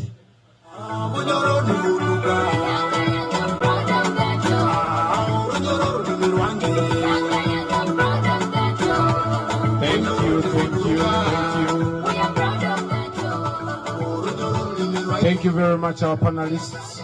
Mwebale muno. Cindy, you are so awesome. You moderated great. It was very lovely. Omukama kubare kanda kuongera magezi. Yes. Tukuheregera. We are at the climax of the second Kabalega Memorial Lecture. Kandi ekintu kikwasireyo mali. Kabatwereza kazina ne basimburuka madara mpora ko Runyoro. Mpora.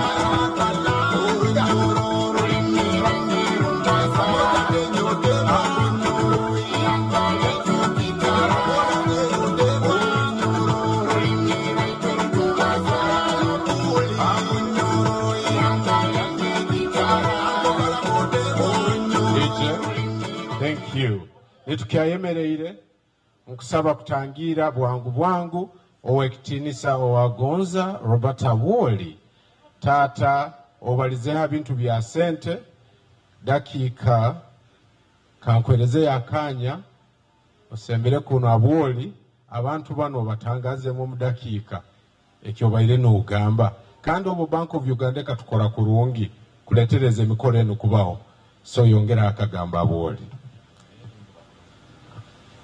Oti muno waitu omugambirizi awo mukoro gwaitu ebimbalize go mu rujungu ngena kubigara mu runyoro abo kwatuliya mu mukoro gwa Bunyoro ninyowe Robert wagonza kandi ninkorane ekitongole kikuru kibensimbo mu ihanga gete Bank of Uganda cheba ningamba inyuma hongu nka Bank of Uganda atu kakwatanza na Kabalega Foundation kandi tulia bamuha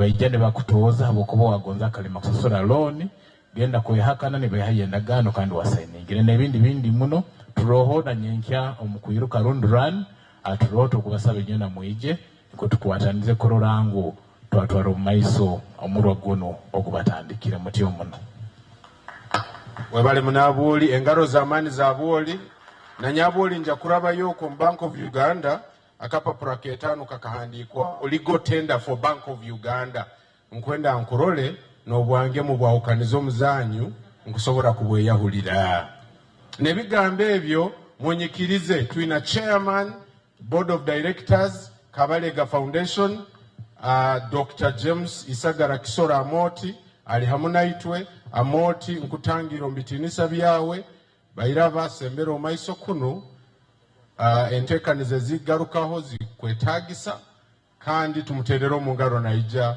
Dr. James Isagara Kisoro Amoti webale na nyoku nyesigara mjeta Amoti okanyikiriza kwemera omu maiso g'abantu bakuru banu webale kwesiga itwa abasigazi mu rugendo rw'okuombeka Bunyoro n'okuteka itwa falo mu nkurakurana y'emyera ya Kitarabu Bunyoro-Kitara webale munamoti.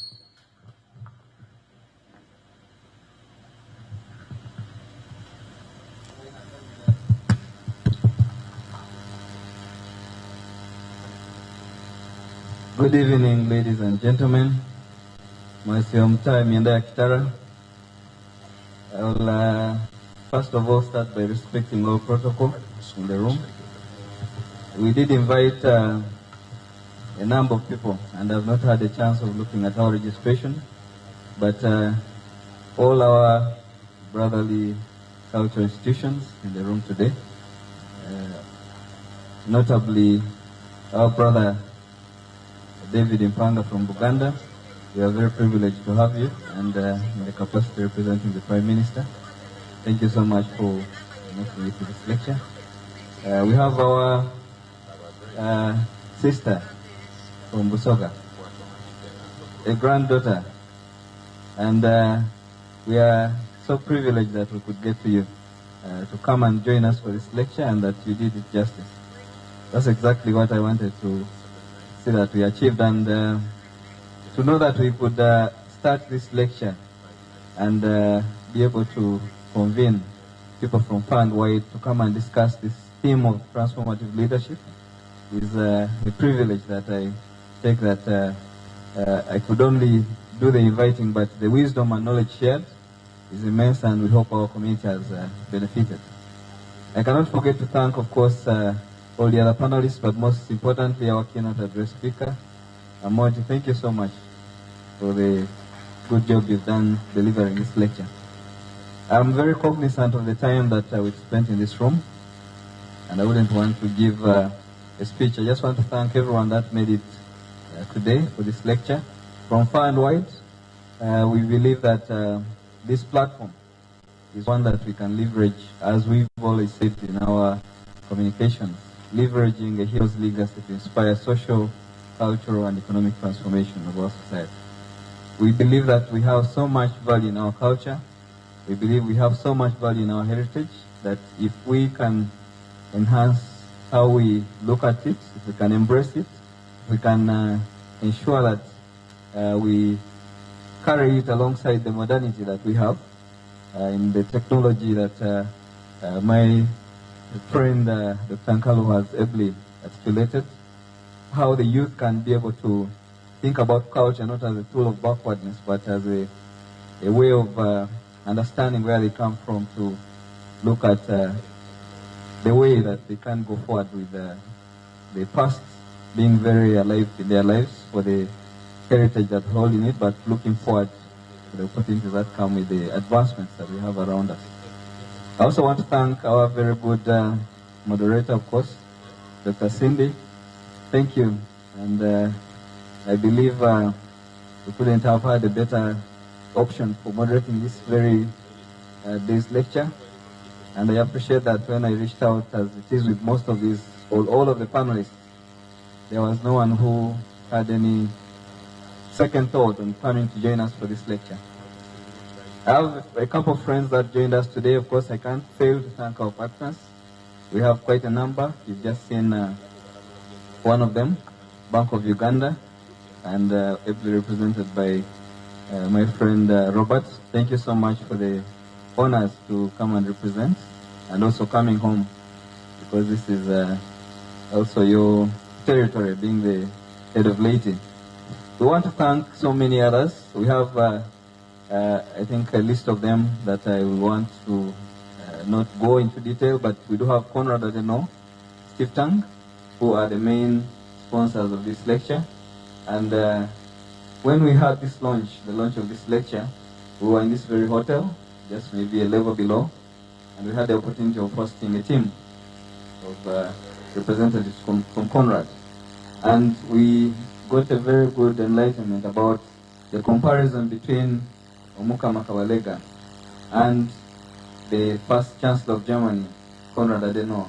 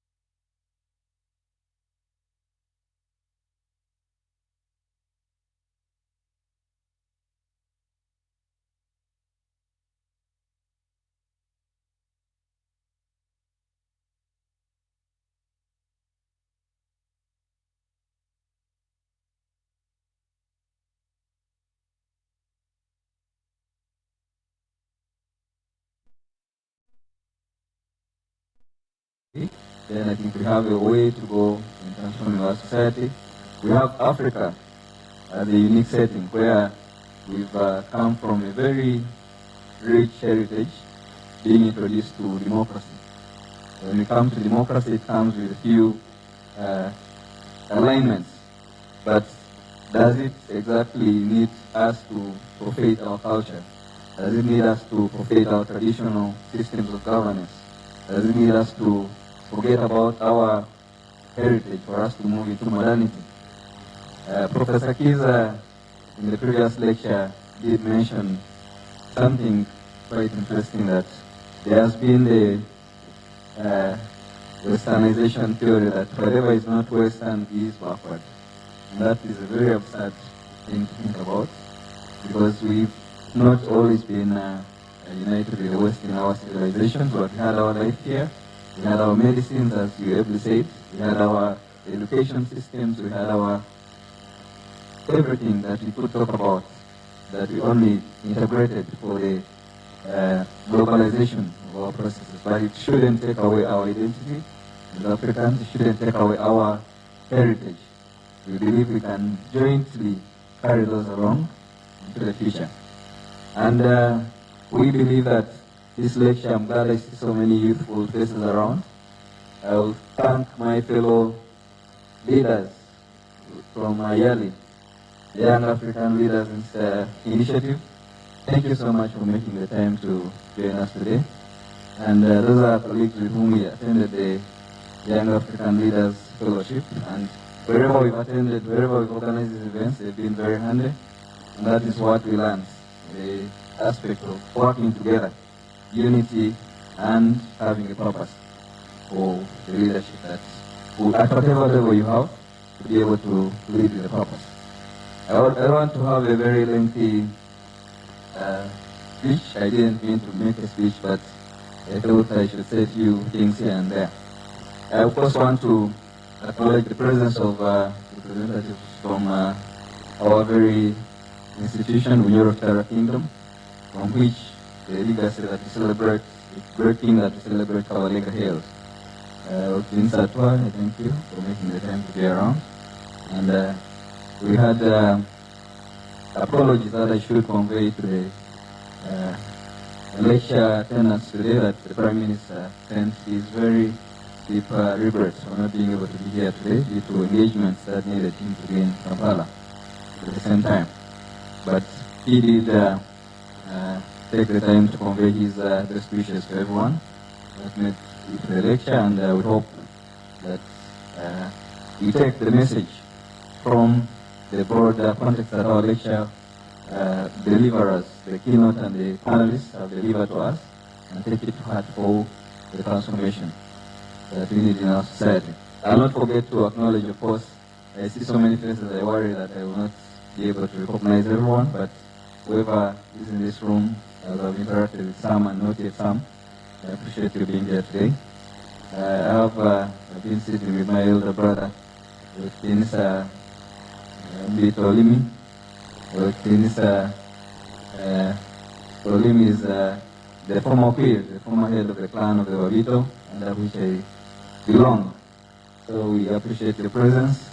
We have Tinisa George Muhuruzi, the head of our regalia. I think I should mention the names of some of these people for recognition.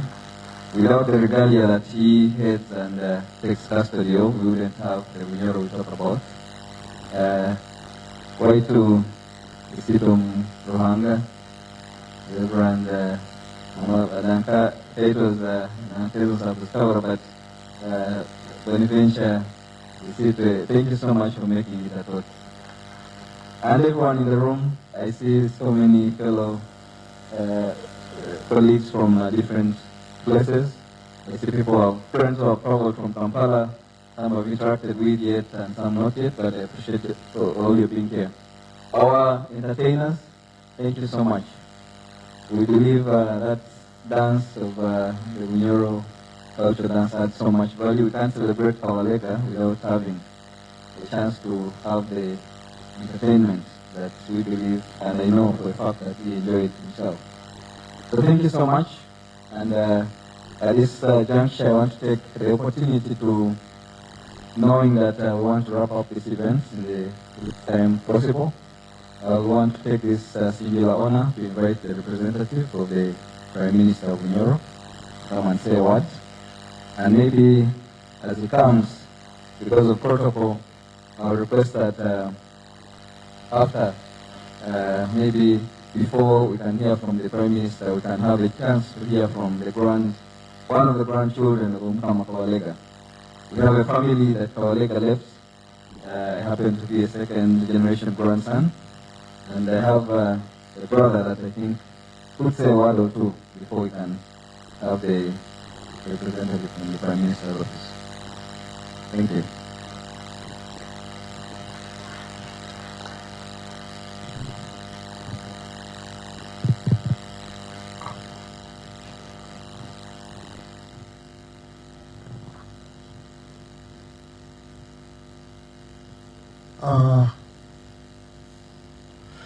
In the interest of time,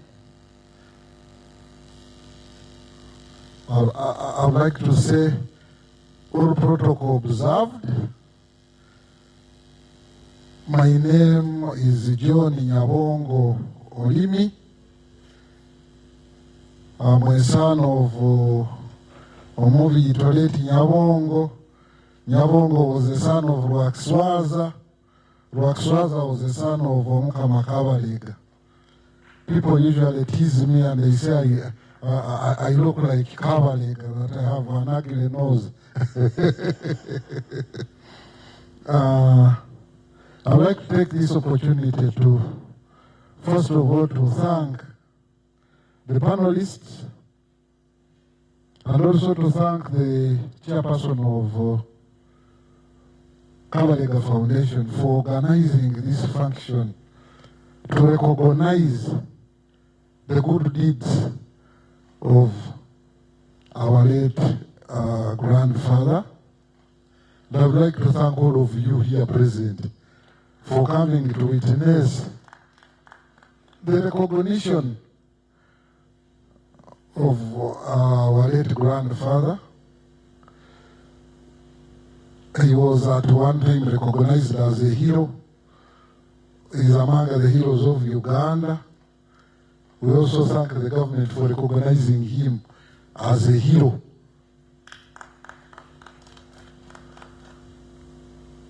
He is indeed a hero.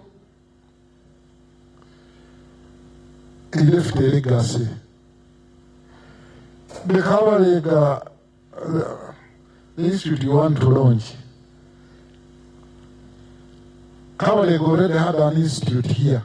It was in Mwenge, Bagyetaga Galihuma. He had an institute where he would train his chiefs, like the current government trains leaders in Kyankwanzi.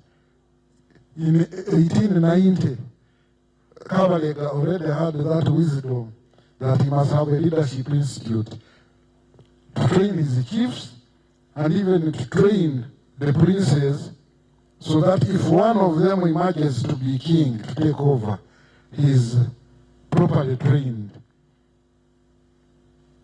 As I wind up, there is only one remark I want to make.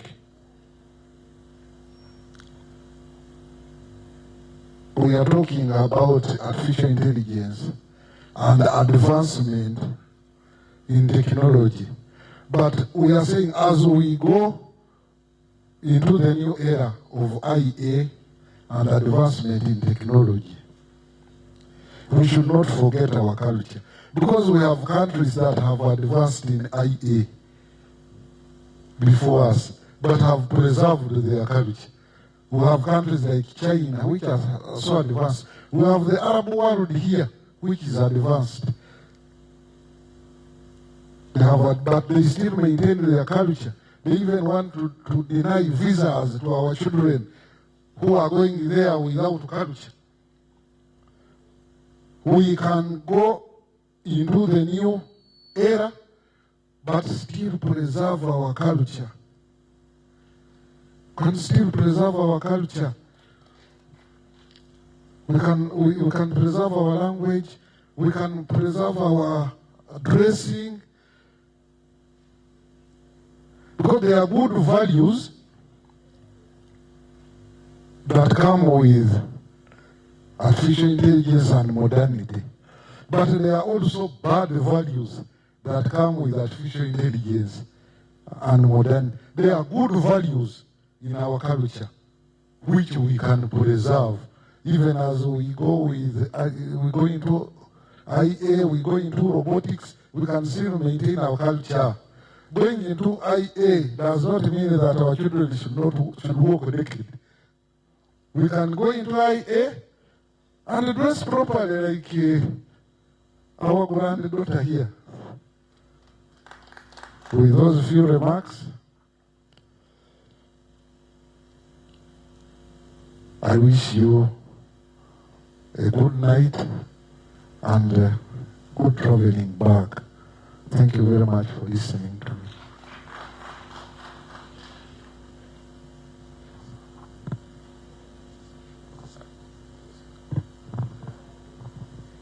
All right, thank you so much, William Namoti, for the remarks. And as I said, it was in the interest of having the family saying a word so that we can move on to the kingdom. I just don't want to forget thanking our hosts, the Hoima Resort Hotel, Mr. Martin Award, wherever you are, I saw you there. Please stand up for recognition. We've had a very cordial working relationship with Hoima Resort, with Mr. Wari, that Mr. Wari by origin comes from the East, but he came here and got naturalized, and among the few people that I've met that have embraced the Bunyoro that we believe can take us forward, and is very forthcoming when we discuss the things that can actually transform community, as with the many things that we do together here. I haven't met as many as Martin, so thank you so much, and we hope we see more of you in this place for the development that we need. I also want to thank the team from Kabalega Foundation. I have Ramjet here, and Claire, and Derek, and Ruth, and so many other people that I stand here to speak, but I came to Hoima today morning. These people have been running up and down and doing ABCD, so I would be not fair if I did not recognize their effort. Thank you so much, and I wish you a nice evening. We have a dinner that I want to take this opportunity to invite you to right after the speeches. But let me take this singular honor to invite the representative of the Prime Minister. Thank you. Maybe as he comes, when he's done, I will just invite, I will request that he invites for us the keynote address speaker and the panel and the family to be able to unveil the Kabalega Institute of Leadership and Cultural Studies. It's an initiative in development that we perceived or we conceived as the foundation, and we want to bring to life, because when we discuss this theme, we don't want it to be just a discussion in this room. We want to take the actions to ensure that we can enroll people in this program. We may not have the academic programs for the beginning, but we shall definitely make sure that we have a process of ensuring that leadership and culture can be things that we have lessons on for the community's transformation. Thank you.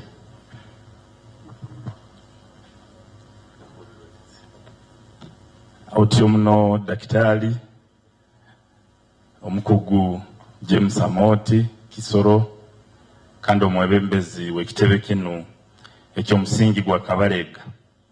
Kwenda kutangira bagenzi bange waitu okwire yahumwire owekitinisa olimi, waitu owekitinisa muhuruzi, omukuru w'ebikwato, omutalindwa yahumwire kandi omuhikirwa owekitinisa Bone Kyaligonza, waitu omugatwa owekitinisa Wagonza Robert, nyowa amabara banyeta Tuha Moses Empaka Moti, omusonga Omukama ndi muhandiki w'olukurato nintwale ebyobulambuzi hamu n'ebyobulimi. Semererwe kuba hano kwenda kutangira abatulabiremu ekigambo waitu okitinisa mpanga kuruga Buganda kutangirire we bali kwijja waitu okitinisa Kiiza kandi ogwa kansomesa Makerere bine byobwebembeze byakubaza waitu omukugu Nkalubo webale n'emirimo yone yokora omwijukuru waitu kuruga Busoga kandi akesimba wa president webale omukugu Magara sindi ogwo tukasoma hamuduhaga n'abantu bona abali hano waitu wamani yakutaga ayesimbire Hoima East kandi hamuna candidate wa FDC webale nayo kwiche ogwo ayesimbira bwa meya PFF n'abantu bona abayizire kwenda bahiki okuramukya kuruga mu muhikirwa okitinisa ndu byakutaga teni tasobere kuba hano kandi yansaba nyije tukwatanize hamu na daktari turole nti omusomo guno twagumaliriza kurungi ntubaza hali Kabalega ntubaza habo ebebembezi kiri kikuru muno nko Bukama ebikaguzo bingi bere nibije habukama Kabalega kafoka mukama myaka 16 kandi kara ayazika gaise nuye yafokaga mukama nuye jumurage ngoma nawe cyo Kabalega kasingura mugenzi we kabigumire yajumure ngoma amyaka 16 natandika obwebembezi niki abasigazi babeni babaza nti bayija kugenda mu bwebembezi bagamba bakyali bato kwaha 16 Kabalega na jumule ngoma nawe kitukwenda kusiima kutuha ekyo kurolera he kirungi kandi wakaba musajja webikorwa ati kiro kene kikutalibaniza bili bigambo bingi abantu bakubaza ndibabaza baitu okukwika kukora ni kuba kuke kwenda kusiima daktari kurole yatunga ekitekerezo tukaba mukoro gwo kuzika omuka obunyakugambire nti kine kiwakozere kigarubira babito haiguru abatembuzo barugireho haija bachwezi twarugomba chwezi twejomba bitu Kabalega higize myaka 12 atulize baitu emyaka 3 enyuma omukuru Dr. James Kisoro akatunga ekitekerezo nti kiki ekitukusobora kukora kwijuka Kabalega naitwe nko Bukama twakiteeka hamani nti wakaba na hike myaka 10 atulize tukole ebintu byenya kukana hato byayizire nekitekerezo tuwamugamba hati ebikwasire Kabalega ebyo natukozereki tubikwasize kirungi oli mwijukuru woha wa Kabalega na Owek nkwenda tumuterere ngaro za amani kurora nti ekitekereza kakitunga atakangira kitunga yatandika kutekaniza omukuru ona alibasire bitongole alibasire ombantu ahandikire baruha kurora nti ekintu kintu twakitandika kandi nkwenda kusiima kwesiga Bukama nti tukatandika hamu na tukyali bata hamu mukiterere mu ngaro takangira aho akateekaho kuyiruka hano buli kya mukaga tuyirukira hano director we hotel no Munyoro wori tuba nawe Omunyoro cyake ombito tuba nawe kurora nti no bwomezi bw'abantu titukangira kuyijuka Kabalega baitu nabaro hati obwomezi bwaitu obuyiruka mu katagaso mubiri obuhukani buyiruka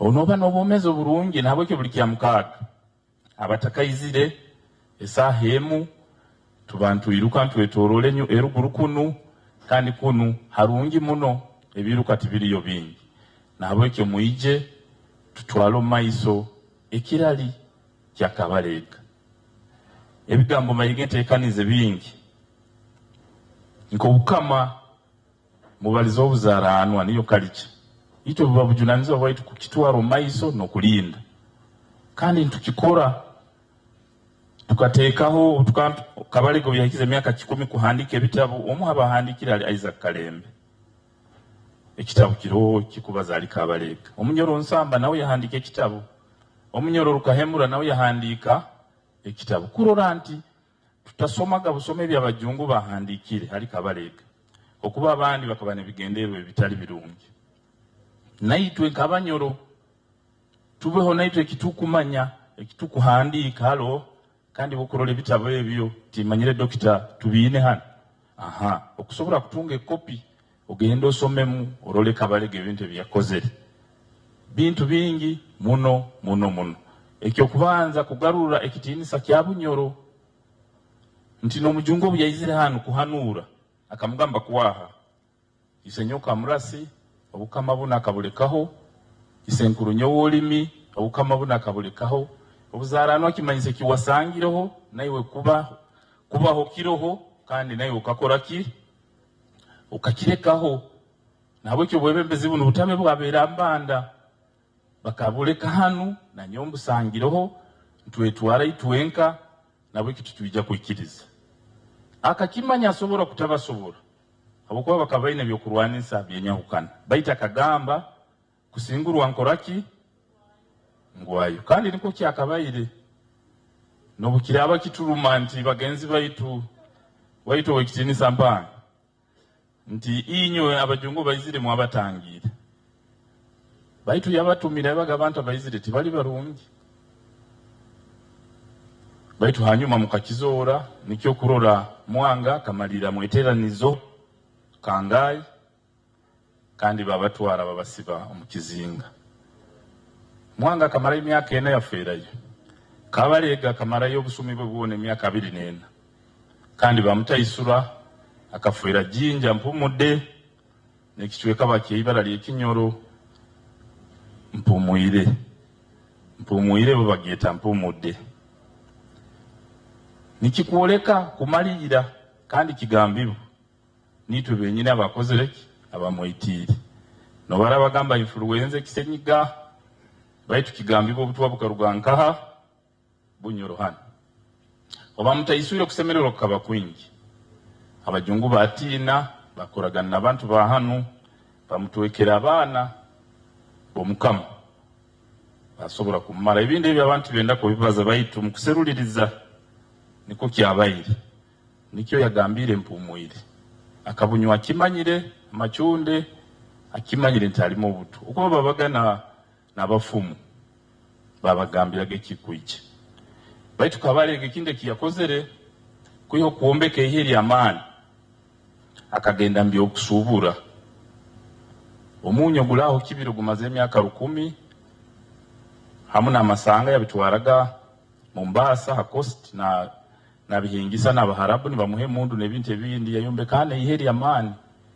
baitu yayombeka Bunyoreni yabayamani muno bakoraga enfuka ntulima tukora nebintu ebindi nabwekyo Kabalega obule mu bwaka bumara nyongambira abantu kiro kinu nti atobule mu buroho buli bwaitu nobukira abantu tukatunga koerema nkaga nebiri kutabe kuerema okumarayo nabwekyo bujunanizo bwaitu kurora itu twarwana obule mu bwa hati oburoho nkobukama tukugambe entahyo maka omukuru webyeminyeta abalizegeha abanyorobo Omukama kujja kubaza bajwere nkaito zirime ebihuru nebintu ebindi niyo community yaitu niba abantu baitu nikubali entahya tekozereki tirinungi nabwe tukatetanikaho kuli mu mwani nobutulatu akiboine ombagenzi baita baganda bulika erima omwani erinde ebisoro niko tusobole kurola bulika eine entahya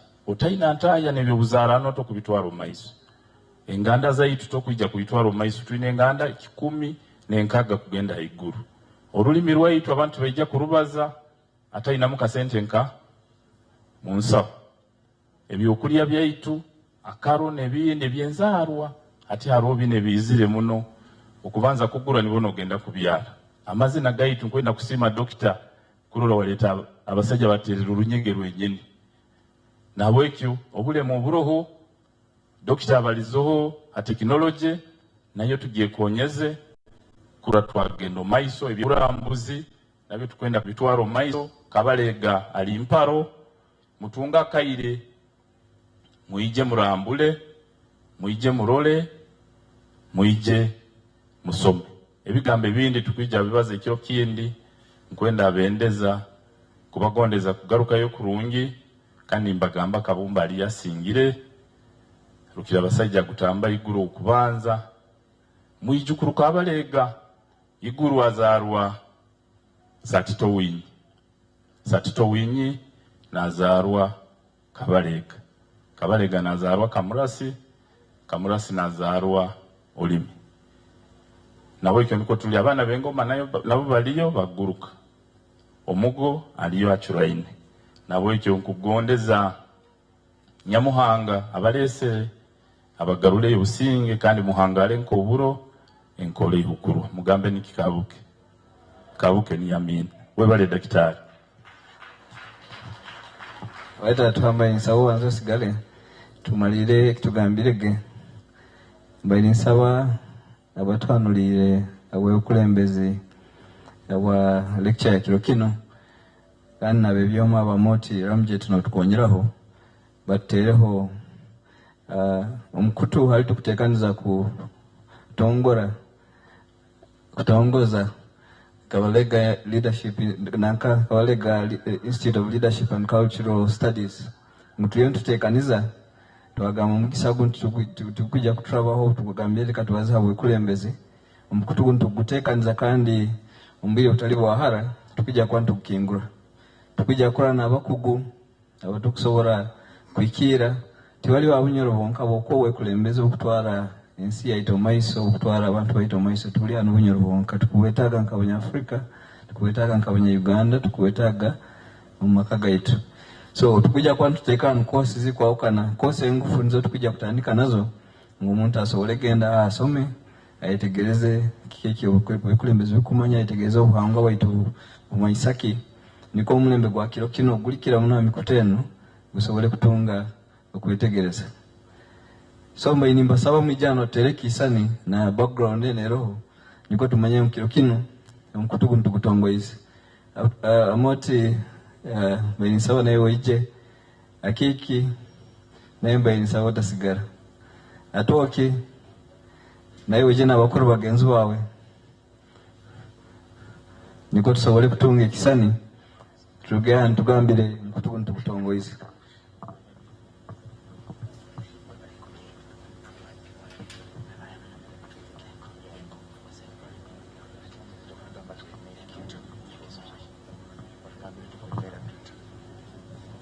How we stand is just to have a line.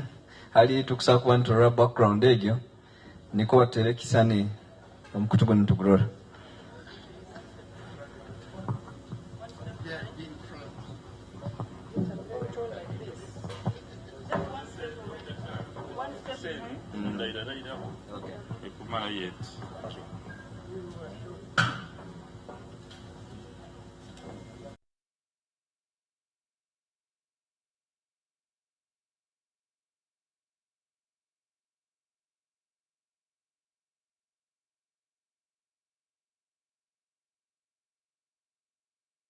Wagondeza mkuru wikitinisa wagonza nabisinga nta ko mkutugu ngo kukira muno kwegesa abato mbaini saba abekulembeza wali hano wamani abesimbiro mwije twetere kisani the beauty queens mwije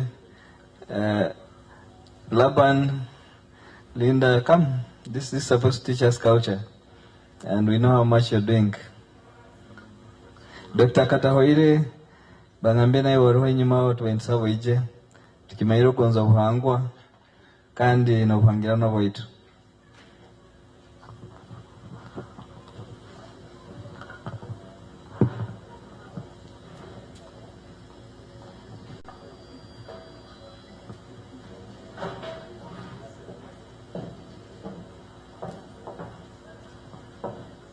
The young African leaders, we are talking about leadership. Please come. Yeah, come. Just really, just to have a representation of the audience. Tumanyengu itwe na mkura kuntu kutongoize kilo kenu.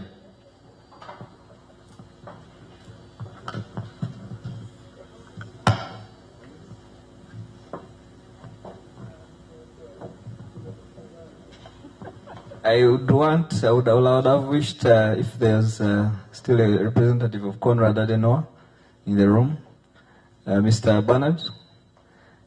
This is something that we believe Konrad holds so dear. Please, if there's a representative of Roofings, all our partners in the room, we don't want to have left anyone behind.